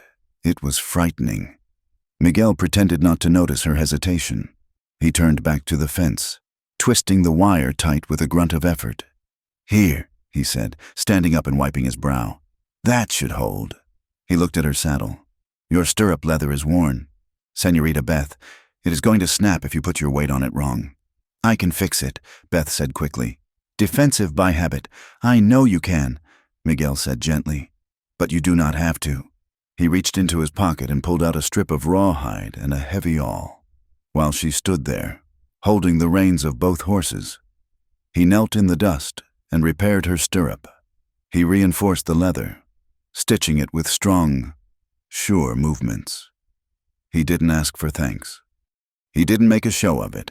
He just did it because it needed doing, and because he wanted her to be safe. When he stood up, he tested the stirrup with his hand. Good as new. Beth looked at the repair. It was neat and strong. She looked at Miguel. "Why do you do that?" she asked. "Do what? Take care of things." Without being asked, Miguel looked out at the horizon, squinting against the sun. "Because things that are cared for last," he said simply. "And some things are worth keeping." He looked back at her, and his meaning was clear. He wasn't talking about the saddle. Beth felt a lump form in her throat. She looked down at her boots, unable to meet his gaze. But a small, terrified hope began to unfurl in her chest like a leaf in the desert. Clara saw it all. She was young, but trauma had made her observant. She saw the way Anna's eyes followed Cole when he walked across the yard. She saw the way Beth softened when Miguel spoke. She sat on the porch, snapping beans into a bowl, and felt a cold knot of dread in her stomach. She remembered her mother and father. They had loved each other. They had held hands in the evenings and whispered promises, and then her mother had died, leaving her father broken, and then her father had died, leaving them sold. Love was a trap. Clara knew this. Love was the thing that gave the world the power to hurt you. If you didn't love anyone, you couldn't be left behind. She looked at the rifle leaning against the porch rail. The gun was cold steel and wood. It didn't promise anything. It didn't have feelings. It just did what she told it to do. That was safer. She prayed, silently, as the wind whipped her hair across her face. "Please, Anna, don't love him. It will only kill us in the end." The day the riders came, the wind was blowing so hard it felt like it wanted to scour the flesh from their bones. Dust devils twisted across the scorched fields, dancing like erratic ghosts. One of the hands on the ridge fired a warning shot into the air, a single crack that was instantly swallowed by the gale. Cole was on the porch in seconds. He had been expecting this. He stood with his thumbs hooked in his gun belt, his face a mask of stone. Miguel appeared from the barn, a Winchester rifle cradled in his arms, followed by two other hands who looked grim but ready. "Go inside," Cole ordered, not turning his head. Anna, Beth, and Clara were standing in the doorway. "Cole," Anna started. "Inside!" Cole roared. "Now!" They retreated, shutting the heavy oak door but leaving it cracked just enough to see and hear. They huddled in the shadows of the hallway, clutching each other. The riders emerged from the dust cloud. There were 6 of them. At the front rode Silas Vane, looking out of place in his city suit, but flanked by men who looked very much at home with violence. They were hired guns, men with cold eyes and low-slung holsters. They rode right up to the porch steps. The horses tossed their heads, unnerved by the wind and the tension radiating from the men. Vane smiled. It was a tight, triumphant expression. "Afternoon. Hart." Vane called out. "Windy day for a visit. State your business." Vain, Cole said, and then get off my land. Vane chuckled, dusting off his sleeve. Always so hospitable. I'm here for my property. Cole, or should I say, the collateral. You have no property here, Cole said. The contracts are signed. The money is in your bank. Ah, but that is where you are wrong, Vane said, pulling a folded paper from his pocket. You see, there is a morality clause in standard indenture contracts. It is rarely invoked, but it is there. It states that the bondholder must provide a suitable, moral, and Christian environment for the servants. Vane looked around the ranch yard with exaggerated distaste. I have received reports, Vane continued, raising his voice so it carried over the wind. Disturbing reports that these 3 young innocent women are being kept in a bachelor's house, that they are being exposed to lascivious behavior, that they are, in fact, being corrupted. Behind the door, Anna gasped. Her hand flew to her mouth. Liar, Beth hissed, her hands curling into fists. Cole did not flinch. He did not blink. You are a liar, Vane, Cole said calmly. And a poor one at that. Am I? Vane asked. You are a single man. Hart, you have 3 women in your house. No chaperone, no wife. The whole town knows what that means. You are running a harem out here, and the law does not look kindly on the corruption of minors. The man next to Vane laughed. A crude, ugly sound. We are just here to rescue the ladies.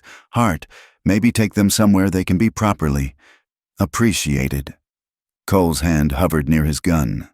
Miguel shifted his grip on the rifle, the lever clicking softly. Inside the house, Anna was shaking with a rage so pure it nearly blinded her. The shame of the town was one thing, but hearing this man who had sold them like cattle, stand there and speak of morality was too much.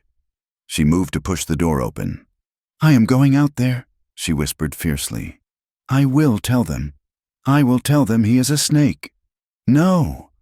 Clara grabbed Anna's arm with surprising strength. Let me go. Clara, look at them.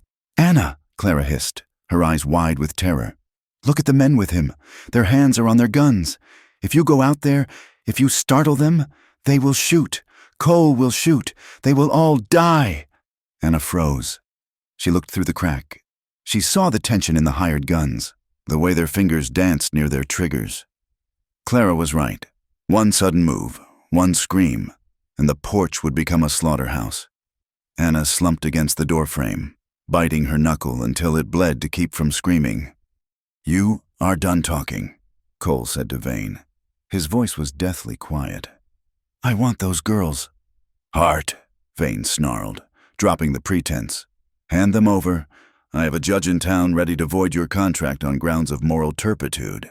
Then bring the sheriff, Cole said. Bring the judge. But if you or your hired thugs take one step onto this porch, you will not live to see the courtroom. Cole stepped forward to the edge of the porch steps. Get off my land.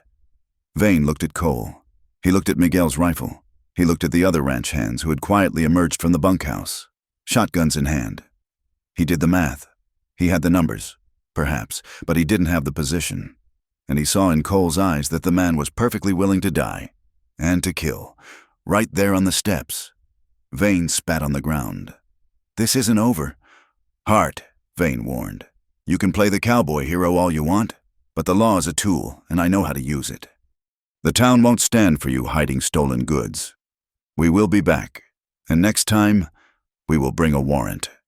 Vane yanked his horse's head around. Let's go! The riders wheeled and galloped away, disappearing back into the dust from which they had come. Cole stood on the porch for a long time, watching the horizon, until the dust settled. Only then did his shoulders slump. Just a fraction. The sun went down, but the tension did not leave.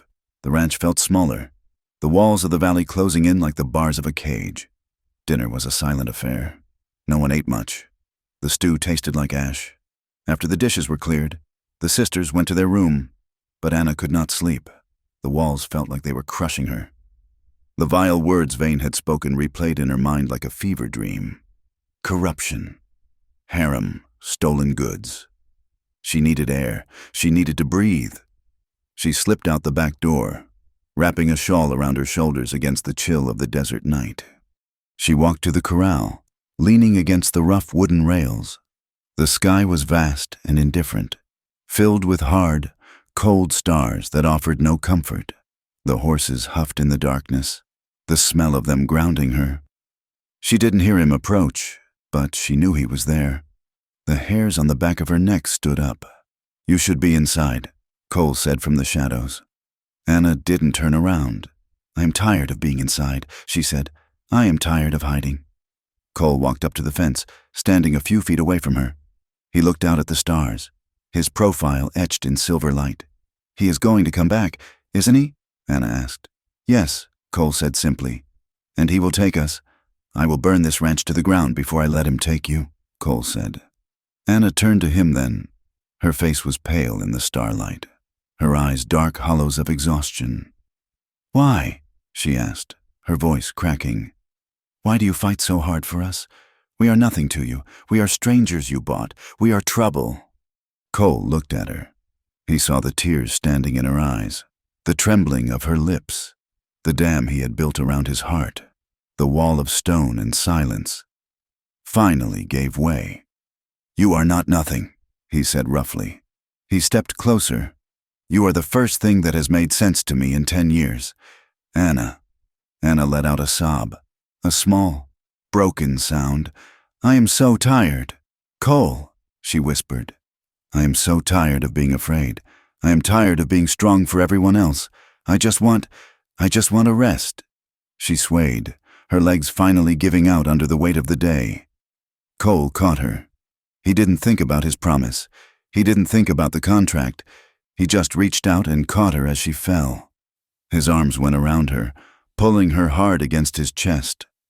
Anna didn't pull away. She collapsed into him, her hands clutching the lapels of his coat, burying her face in his shoulder. For a moment, they just stood there, holding each other in the dark. It was a desperate embrace, two people clinging to wreckage in a storm. He felt so solid, so warm. She felt so fragile, yet so fiercely alive. Anna lifted her head. Her face was inches from his. She saw the raw need in his eyes, the reflection of her own desperation. "Cole." She breathed. He kissed her. It wasn't a gentle kiss. It wasn't the tentative, romantic kiss of a courtship. It was fierce. It was hungry. It was a release of months of denied longing, of fear, of anger. Cole's hands tangled in her hair, tilting her head back. Anna's arms went around his neck, pulling him closer, wanting to merge with him, to disappear into his strength. They kissed until they were breathless, until the world narrowed down to the taste of each other and the pounding of their hearts. It was a promise of what could be, a life of passion, of shared burdens, of belonging. But then, the reality of it crashed into Anna. She felt his power. She felt how easily he could crush her, how easily she could lose herself in him. And she remembered Vane's words. Property. Corruption. If she gave herself to him now, while he held her papers, while he stood between her and the world, she would never know if it was truly her choice. She would always wonder if she had just traded one master for another, one debt for another. She pulled back. She had to push against his chest to break the seal of their bodies. "No," she gasped, tears streaming down her face now. "No, stop!" Cole froze instantly. He released her, stepping back with his hands raised, his chest heaving as if he had run a mile. "I'm sorry," he rasped. "And Anna, I want this." Anna sobbed, the truth tearing out of her.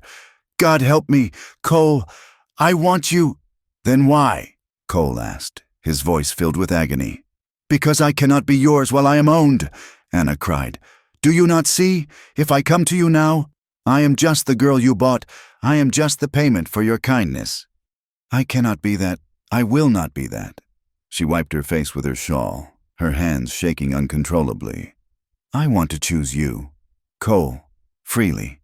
Not because I'm scared. Not because I need you to save me from Vane. I want to stand before you with nothing owing. And choose you." Cole stared at her. The moonlight washed over them, illuminating the space between them. A space that was suddenly a chasm. He understood. He hated it.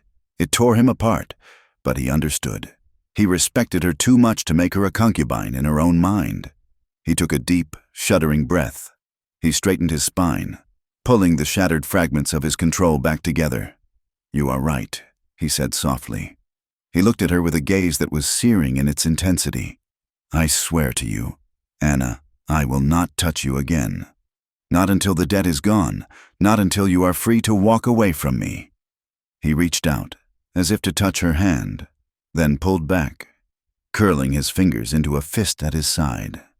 "But know this," he whispered. "I am waiting. I will wait as long as it takes." He turned and walked away into the darkness, heading toward the bunkhouse, leaving Anna alone under the cold stars, trembling with the taste of him still on her lips. Silas Vane did not attack with guns.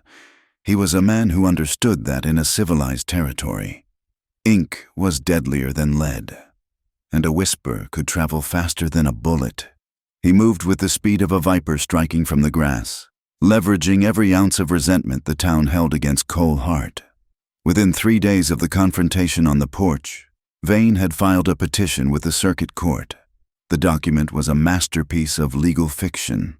It claimed that Cole Hart had engaged in fraudulent business practices, that he had manipulated the auction to secure vulnerable female wards for immoral purposes, and that the sisters were being held in conditions that violated the sanctity of their indentures. The summons arrived at the ranch on a Tuesday morning. It was delivered by Sheriff Brady, a man with a graying mustache and eyes that looked perpetually tired. He rode into the yard slowly, his badge glinting dully in the harsh sunlight. Cole met him at the hitching rail. There were no pleasantries. "I have paper for you." "Cole," the sheriff said, reaching into his saddlebag. "And for the girls." Cole took the heavy envelope. He didn't open it. He knew what it was. "Vane is pushing hard," Brady said, shifting his weight in the saddle. "He has the ear of Judge Blackwood. They are saying you are running a house of ill repute out here. They are saying you have turned these girls into concubines." Cole looked at the sheriff. "Do you believe that, Brady?" Brady looked at the house, where Anna was watching from the window, pale and still. "I know Vane," Brady said quietly. "I know he is a snake, but I also know the law. And right now, the law says you have to answer for this." "The hearing is set for Friday." He tipped his hat, a gesture that felt more like an apology, and rode away. The morning of the hearing dawned with a red sun that bled across a sky choked with dust. The drought had tightened its grip on the land. The creek beds were nothing but cracked mud, and the grass on the hills was brittle, snapping underfoot like dry bones. The journey to Granite Flats was a funeral procession. Cole drove the wagon, with the sisters sitting on the bench behind him. Miguel and 2 of the steadiest hands rode alongside, their Winchesters sheathed but loaded. Anna sat with her hands folded in her lap.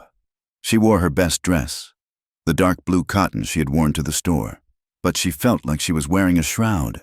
She looked out at the landscape and saw her own fear reflected in it. Vultures circled high above a dead calf in a ravine, black specks against the burning blue. The gullies were deep scars in the earth. It was a hard, unforgiving world, and they were riding into the center of its cruelty. Beth was silent, her jaw set so tight a muscle jumped in her cheek. Clara held a small Bible, her fingers tracing the gold lettering on the cover over and over again. When they reached the edge of town, the mood shifted from desolation to hostility. People stopped on the boardwalks to watch them pass. There were no waves, no greetings, just cold, hard stares. The story Vane had spun had taken root. To them, the wagon didn't carry a rancher and his employees. It carried a predator and his harem. Cole pulled the wagon up to the courthouse, a brick building that stood in the center of the square like a tombstone. He turned to the sisters. "Keep your heads up," he said. His voice was rough, but his eyes were steady. "You have done nothing wrong. Remember that." Anna looked at him. She saw the tension in his shoulders, the way his hand lingered near his hip before remembering he had to leave his gun belt in the wagon. He was walking into a fight he couldn't win with strength, and it was killing him. "We are ready," Anna said, lying only a little. The courtroom was stifling. It was packed to the rafters, every bench filled with townsfolk fanning themselves with hats and newspapers.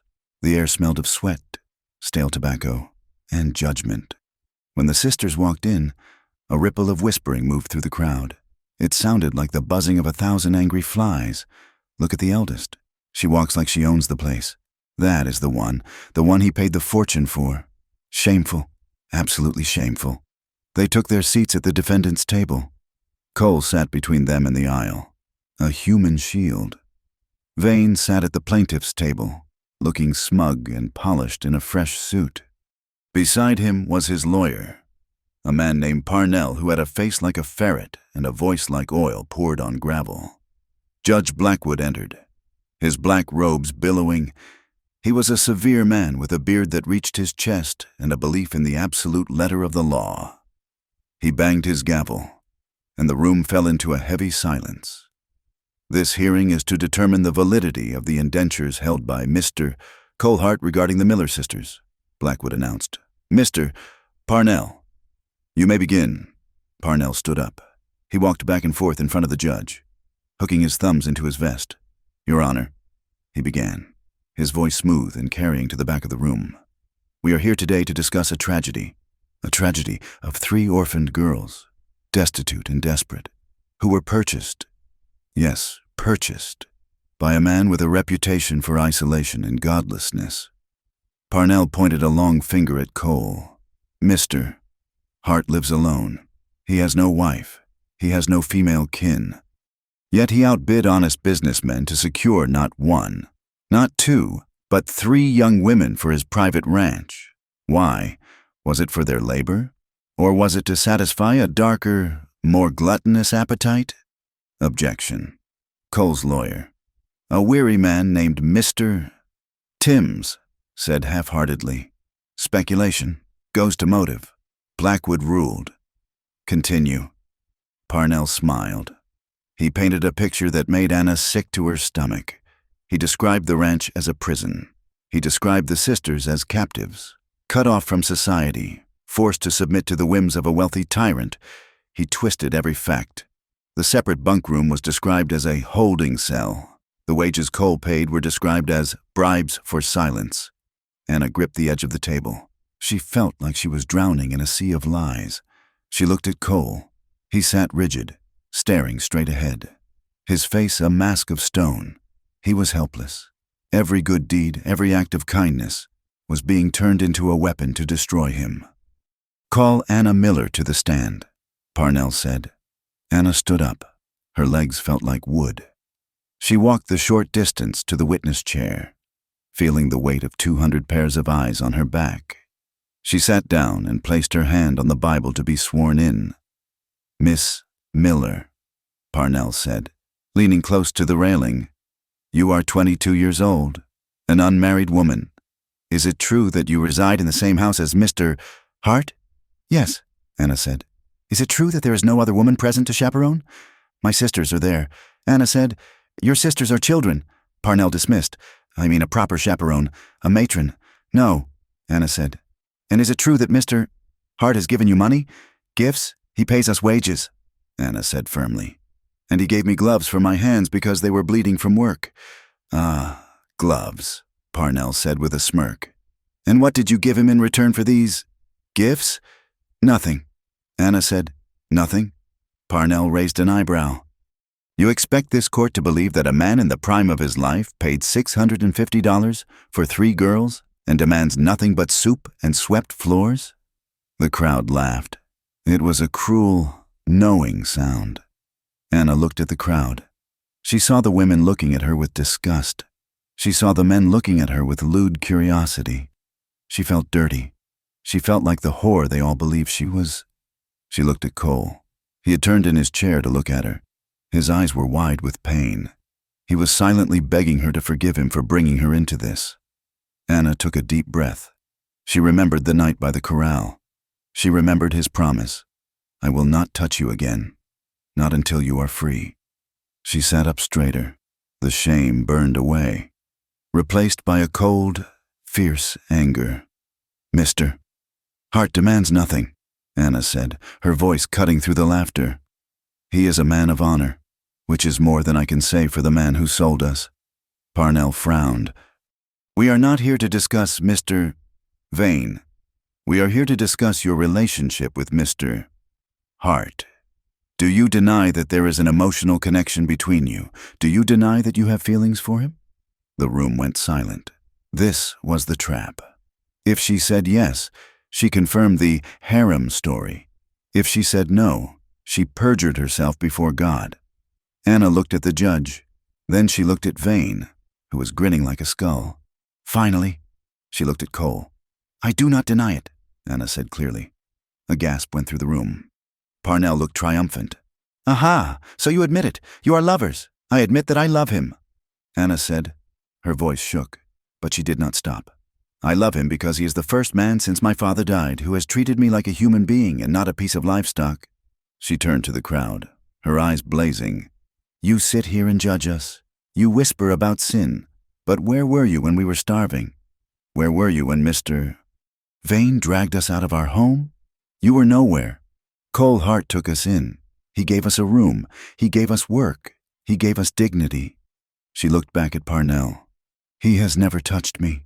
He has never asked for anything I did not want to give. And if I love him, it is not because he bought me. It is because he is a good man in a town full of hypocrites.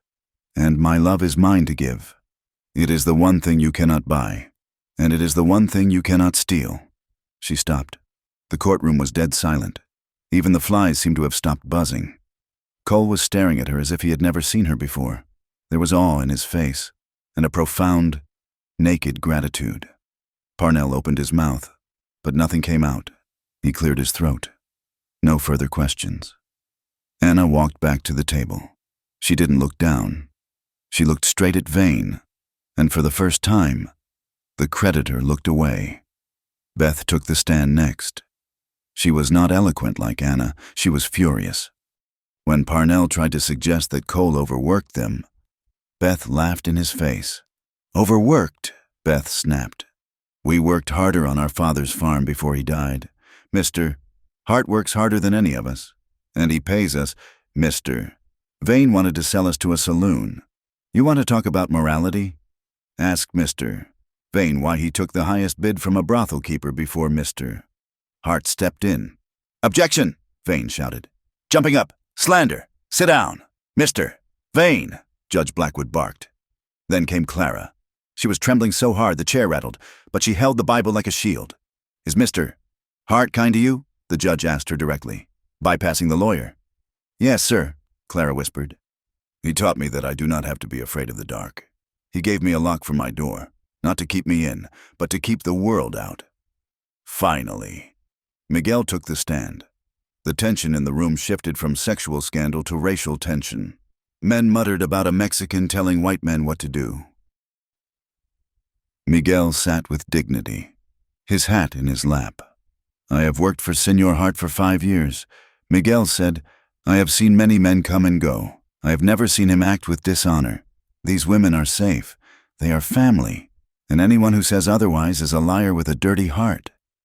Vane could not help himself. He stood up, his face red.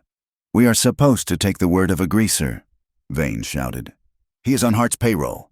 He would say anything to keep his job." The courtroom erupted. Judge Blackwood slammed his gavel. "Silence! I will have order." But the damage was done. Vane had shown his hand. He wasn't a concerned citizen protecting innocent virtue. He was a bigot losing control.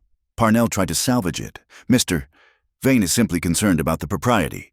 Mr. Vane is concerned about his wallet." A voice boomed from the back of the room.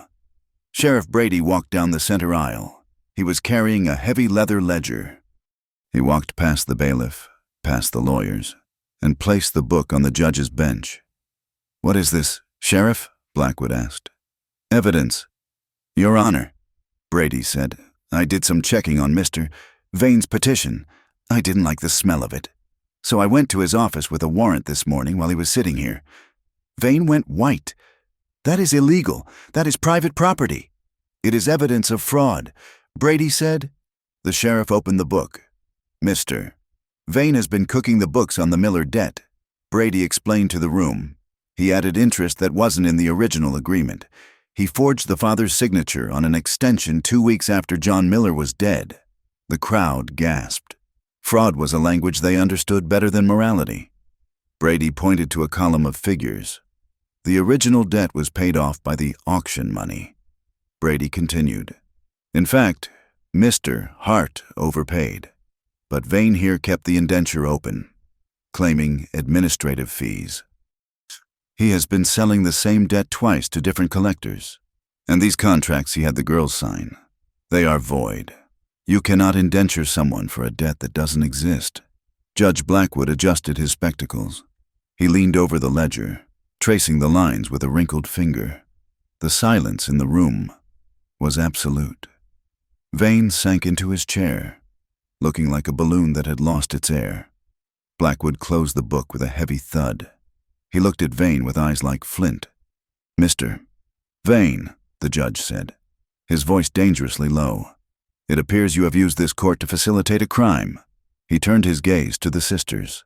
The contracts of indenture regarding Anna, Beth and Clara Miller are hereby declared void ab initio. They were based on fraudulent debt. He looked at Cole. Mr. Hart, your payment to Mr. Vane is considered restitution for the fraud. You have no legal claim over these women. Cole stood up.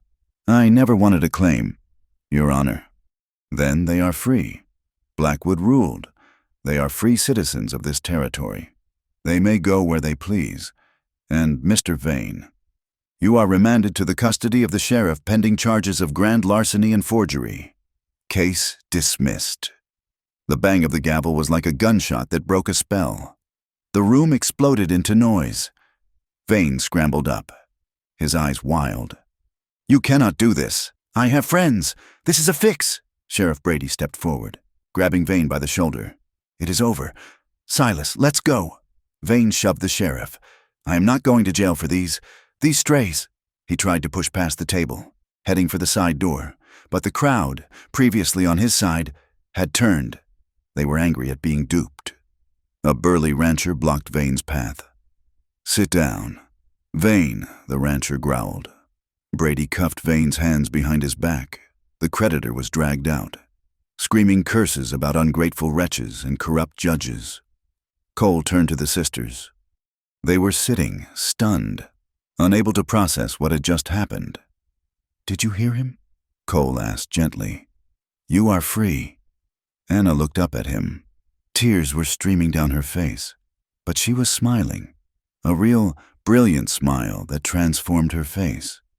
We are free, she whispered. They walked out of the courthouse together. The crowd parted for them this time. There were no jeers. Some men tipped their hats.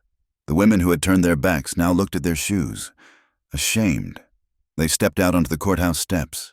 The midday sun was blinding, hammering down on the white dust of the street. It was hot, harsh, and bright.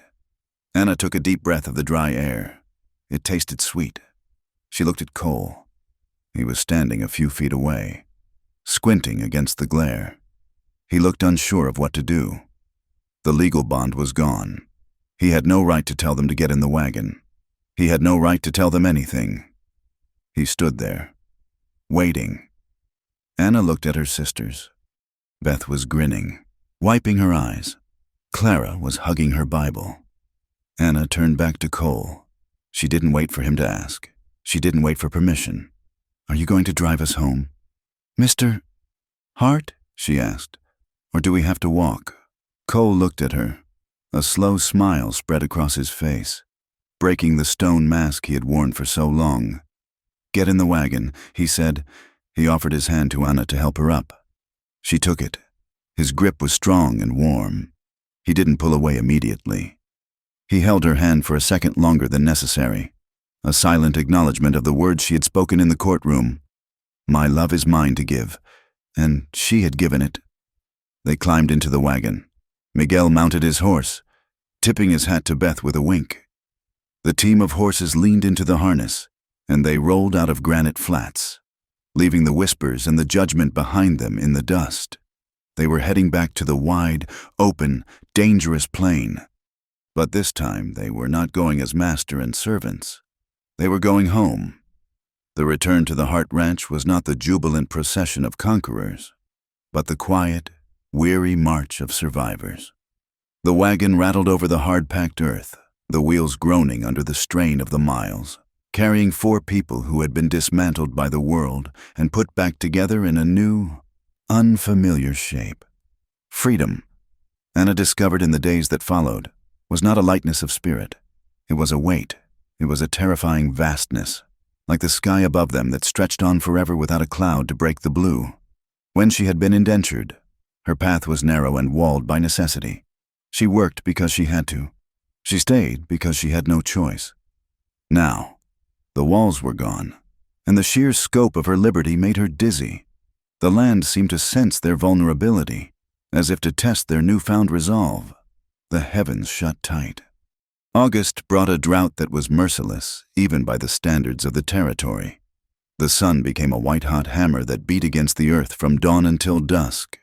The grass turned the color of ash and crumbled to powder underfoot. The creek, usually a reliable ribbon of silver, shrank to a series of stagnant, muddy pools where the cattle gathered, lowing in confusion. The romance of the West stripped away, leaving only the bone-deep struggle for survival. Work became the only thing that mattered.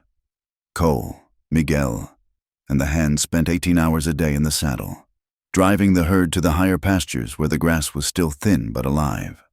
They dug new wells, their picks sparking against the subterranean rock, sweating until their shirts were stiff with salt. The sisters, too, were conscripted by the crisis. There was no time for contemplation. Anna and Clara hauled water in buckets from the deep pump to save the vegetable garden, pouring precious cupfuls at the base of each wilting plant. Beth rode with the men, her face wrapped in a bandana against the dust, cutting brush to feed the animals that were too weak to forage. Everyone moved through the heat like ghosts, their eyes red-rimmed, their skin coated in a layer of grit that no amount of washing could remove. Anna threw herself into the labor with a ferocity that frightened her. She scrubbed floors that were already clean. She baked bread in a kitchen that felt like a furnace. She did it because if she stopped moving, she would have to think. She would have to look at Cole and decide what to do with the love that was burning a hole in her chest. She kept her distance from him. In the courtroom, she had declared her love to the world, used it as a weapon to silence their enemies. But here, in the quiet intimacy of the ranch, the words felt too big. She was afraid that if she stepped toward him now, in the midst of this desperation, she would simply be grasping for safety again. She needed to be sure that her need for him was not just a need for shelter.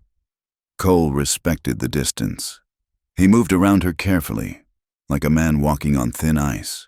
He spoke to her of water levels and feed stores, of the heat and the wind, but his eyes followed her when he thought she wasn't looking. He looked at her with a hunger that was tempered by a profound, patient sorrow. One evening, the heat finally broke. Not with rain, but with a shift in the air pressure. The wind died down, leaving a heavy, suffocating silence hanging over the valley.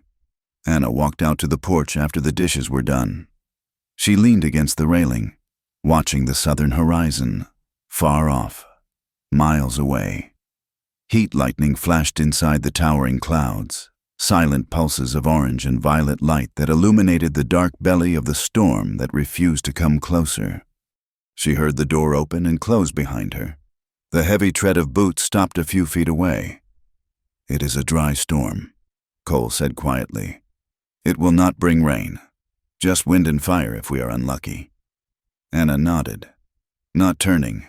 "It is beautiful, though, in a terrible way." Cole moved to stand beside her. He held a thick envelope in his hand. He placed it on the railing between them. "I have been meaning to give you this," he said, "since we got back, but the work eats the day." Anna looked at the envelope. "What is it?" Cole took a breath. He looked tired. The lines around his eyes were etched deep by the sun and worry. "It is your freedom, Anna, in writing." He tapped the paper.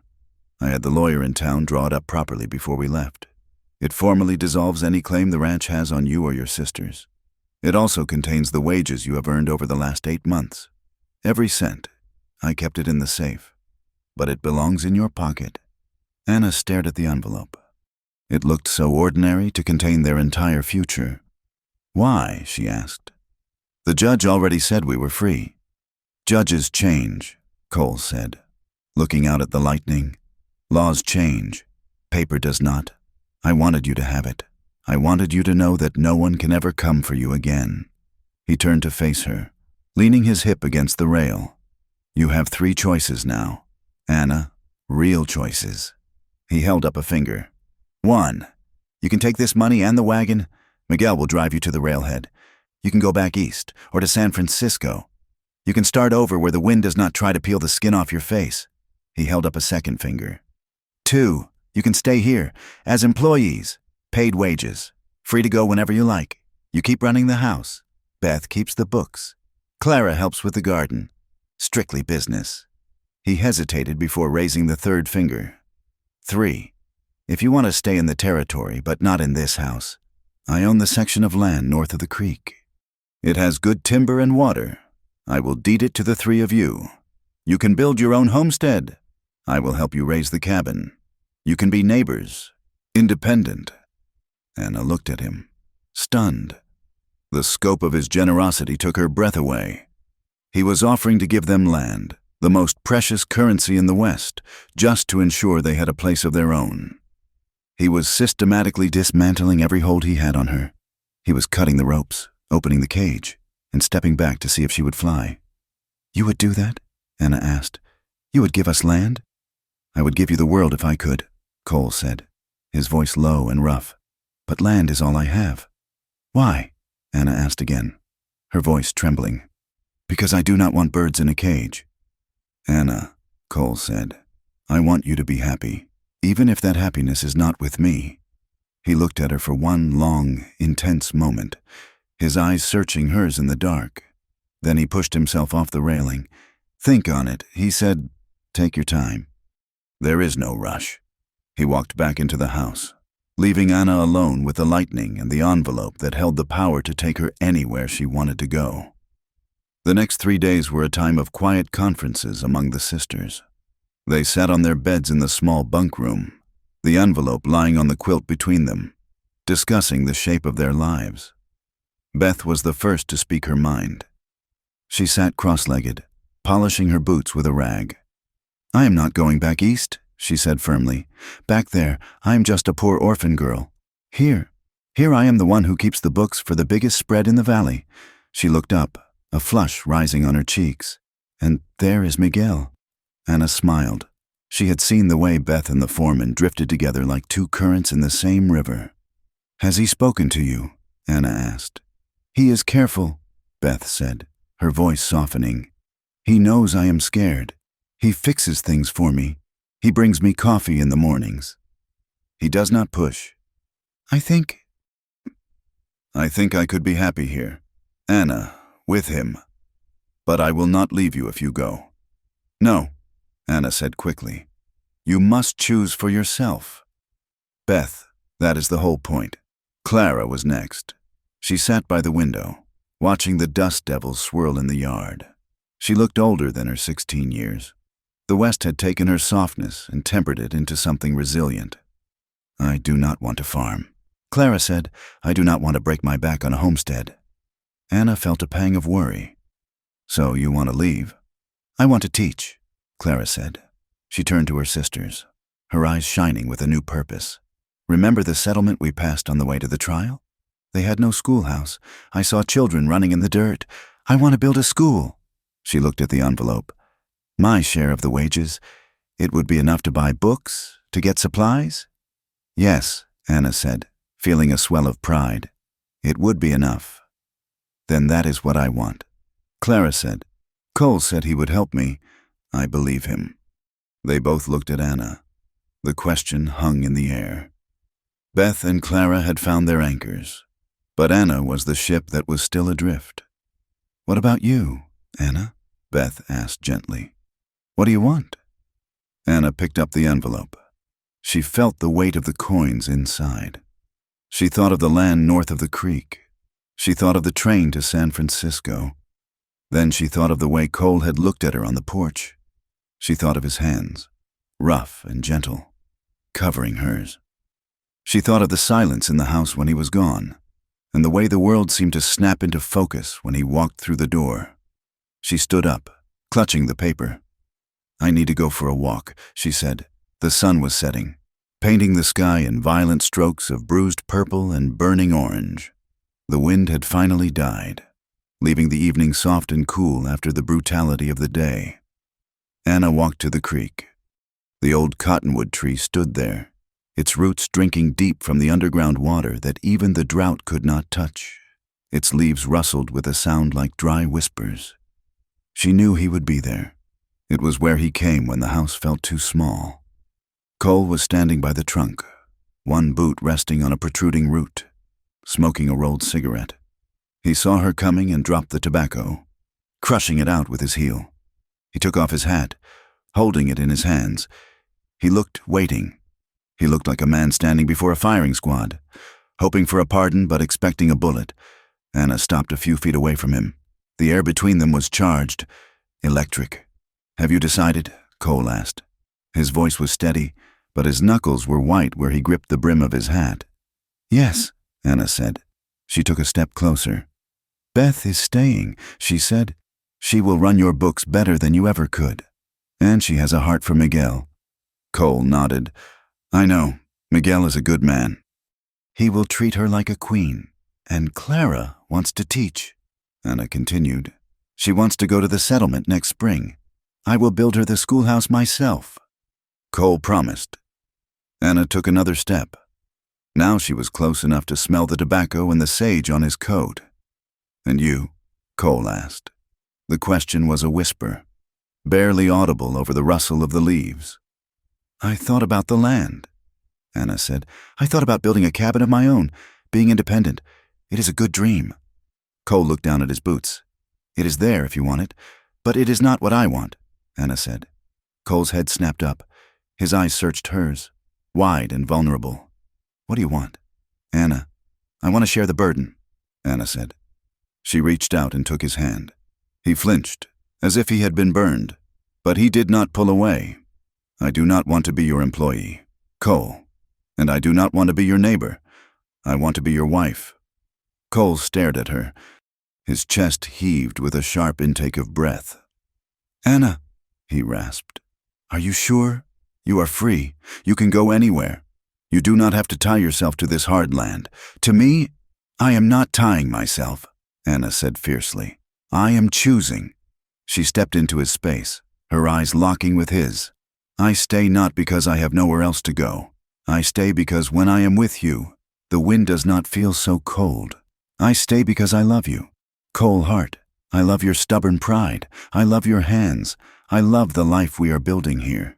She lifted her other hand and placed it on his chest, right over his heart. She could feel it hammering, a frantic rhythm that matched her own. "I want to share your bed," she whispered. "I want to share your worries. I want to stand beside you when the storms come, as your equal. Not because I owe you, but because I belong to you. And you belong to me." Cole made a sound, a broken, choked noise in the back of his throat. He dropped his hat. He didn't grab her. He opened his arms, a silent invitation, a surrender. Anna stepped into them, and then, finally, the dam broke. Cole's arms closed around her, wrapping her in a grip so tight it squeezed the breath from her lungs. He buried his face in the crook of her neck, breathing her in, shaking with the force of his relief. Anna held him just as tightly. She felt the tension of the last year drain out of him. She felt the solitary fortress he had built crumble into dust.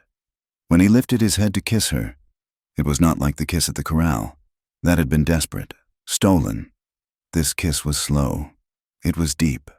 It was steady. It was a seal on a contract that had nothing to do with paper and everything to do with souls. They stood there under the cottonwood, wrapped in each other, while the sun dipped below the horizon and the first stars pricked the violet sky. They kissed until their lips were numb, until the cold of the evening seeped into their clothes, and even then, they did not want to let go. The wedding took place in November. The drought had finally broken in October with a week of gentle, soaking rain that turned the hills a miraculous, fuzzy green. The ranch house was transformed. The stark bachelor quarters were gone, replaced by a home. There were curtains on the windows now, sewn by Clara. There were rugs on the floors. The scent of gun oil and old leather was replaced by the smell of yeast and roasting meat. It was a small ceremony. A circuit preacher had ridden out from town to officiate. Miguel stood as Cole's best man, looking uncomfortable but proud in a stiff collar. Beth and Clara stood beside Anna. Anna wore a dress she had made herself, a pale cream fabric that glowed in the firelight. She held a bouquet of late-blooming sage and dried wildflowers. There were no grand speeches. The vows they exchanged were simple, written on scraps of paper by the light of the kitchen lamp. "I promise you my strength," Cole said, his voice thick with emotion, holding Anna's hands. "I promise to stand between you and the dark. I promise to share what I have, to listen when you speak, and to love you until the mountains wear down to dust. I promise you my heart," Anna answered, her voice clear and strong. "I promise to build this life with you. I promise to be your partner, not your shadow. I promise to love you through the drought and the storm, freely and without reservation." When the preacher pronounced them man and wife, the cheer that went up from the small group of ranch hands shook the rafters. Even old Jeb wiped a tear from his cheek before spitting into the spittoon. The celebration lasted late into the night. There was fiddle music, played by one of the hands. There was food, a feast of roast beef and cornbread. There was laughter, loud and genuine, chasing away the ghosts of the silent, lonely years that had come before. But eventually, the music died down. The guests retreated to the bunkhouse. Beth and Clara kissed Anna on the cheek and went to their room, whispering and giggling. Cole and Anna were left alone in the main room. The fire had burned down to glowing embers. Cole locked the front door. He turned to Anna. He looked nervous, suddenly stripped of the confidence of the day. Anna smiled. She walked over to him and took his hand. "Come," she said softly. They went into the bedroom. It was simple, warm, and private. Cole closed the door, shutting out the rest of the world. He turned the lamp low. The golden light cast soft shadows across the bed. Anna stood before him. She felt a tremor of nervousness, a flutter in her stomach. But it wasn't fear. It was anticipation. It was the thrill of the unknown. Cole reached out and touched her cheek. His hand was trembling slightly. "Are you sure?" he whispered. Even now, he was giving her a choice. Anna covered his hand with hers. "I have never been more sure of anything," she said. She began to undo the buttons of his shirt. He stood still, letting her work, watching her face with a reverence that made her heart ache. When his shirt was gone, he reached for the laces of her dress. There was no rush. They undressed each other slowly, revealing scars and skin, mapping the history of their bodies. When they finally lay together under the heavy quilts, skin against skin, the sensation was overwhelming. It was not just physical. It was the breaking down of the last walls. It was the moment where I became we. Cole held her as if she were made of glass, but Anna pulled him closer, showing him she was made of steel and flesh. She kissed the scar on his shoulder. He kissed the pulse in her throat. When they finally joined together, it was a release of a year's worth of longing. It was intense, a fire that burned hot and bright, but it was framed by a profound tenderness. There was no taking, only giving. They moved together in the dark, whispering names and promises, anchoring each other against the vast, lonely drift of the world. And when they finally slept, limbs tangled together, they slept deeply, without dreams of running, without dreams of fear. Time moved on. As it does, indifferent to the joys and sorrows of men, spring came again. The valley exploded with wildflowers, a carpet of blue and gold that stretched to the horizon. Clara packed her trunk in March. Cole had kept his promise. He had sent money and men to the settlement, and a small schoolhouse now stood waiting for her. She hugged Anna and Beth, crying, but her eyes were bright with the adventure ahead.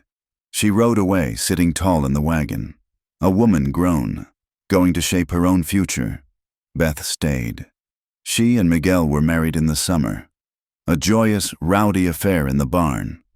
They built a small cabin near the creek, but Beth still ran the ranch's books, her sharp mind ensuring that the Hart Ranch prospered even when the market was lean. And Anna and Cole, they endured. There were hard years. There were blizzards that killed the calves and winds that tore the roof off the barn. There were arguments, fierce and loud, because two strong wills cannot merge without sparks. But there was also laughter. There were evenings on the porch watching the sun go down. There was the sound of children's feet running on the wooden floors, a son with Cole's dark eyes and a daughter with Anna's stubborn chin. The story ends on a morning in late autumn, 5 years after the trial. Anna stood on the porch, a mug of coffee in her hands, watching the dawn break over the plains. The air was cold and crisp. The land was still harsh, brown grass, jagged rocks, the coyote calling in the distance. It was not an easy place. It never would be. The door opened, and Cole stepped out. He was grayer now, stiff in the mornings from old injuries, but he was solid. He came up behind her, wrapping his arms around her waist, resting his chin on her shoulder. "Cold morning," he murmured. Anna leaned back into him, absorbing his warmth. "Yes," she said, "winter is coming early." "Let it come," Cole said. "We are ready." Anna looked out at the vast, indifferent sky. She thought of the auction block. She thought of the fear that had once ruled her life. It felt like a story from another lifetime. She looked down at Cole's hands, clasped over her stomach, the hands that had bought her, and then set her free. The hands that had built this house and held their children. They had carved this life out of the dust. They had fought for it, bled for it, and chosen it, day after day. It is a good life. "Cole," Anna said softly. Cole kissed her cheek. "It is the only life." "Anna." They stood there together, watching the sun spill gold over the rugged hills, two roots of the same tree, twisted together, holding fast against the wind, stubborn and enduring and free. Thank you so much for listening to this story of 3 sisters were sold separately at auction. A wealthy cowboy bought all 3 and reunited them. It has been a journey through the dust, the heartache, and the redemption of the American West. I hope Anna and Cole's story resonated with you. I would love to hear from you. Where are you listening from today? What did you think of Anna's choice at the end? Did you expect the story to unfold this way? Please leave your thoughts in the comments below in English. And if you enjoyed this tale, please subscribe to From Wild West for more stories of love, survival, and the untamed frontier. Until next time, keep your eyes on the horizon.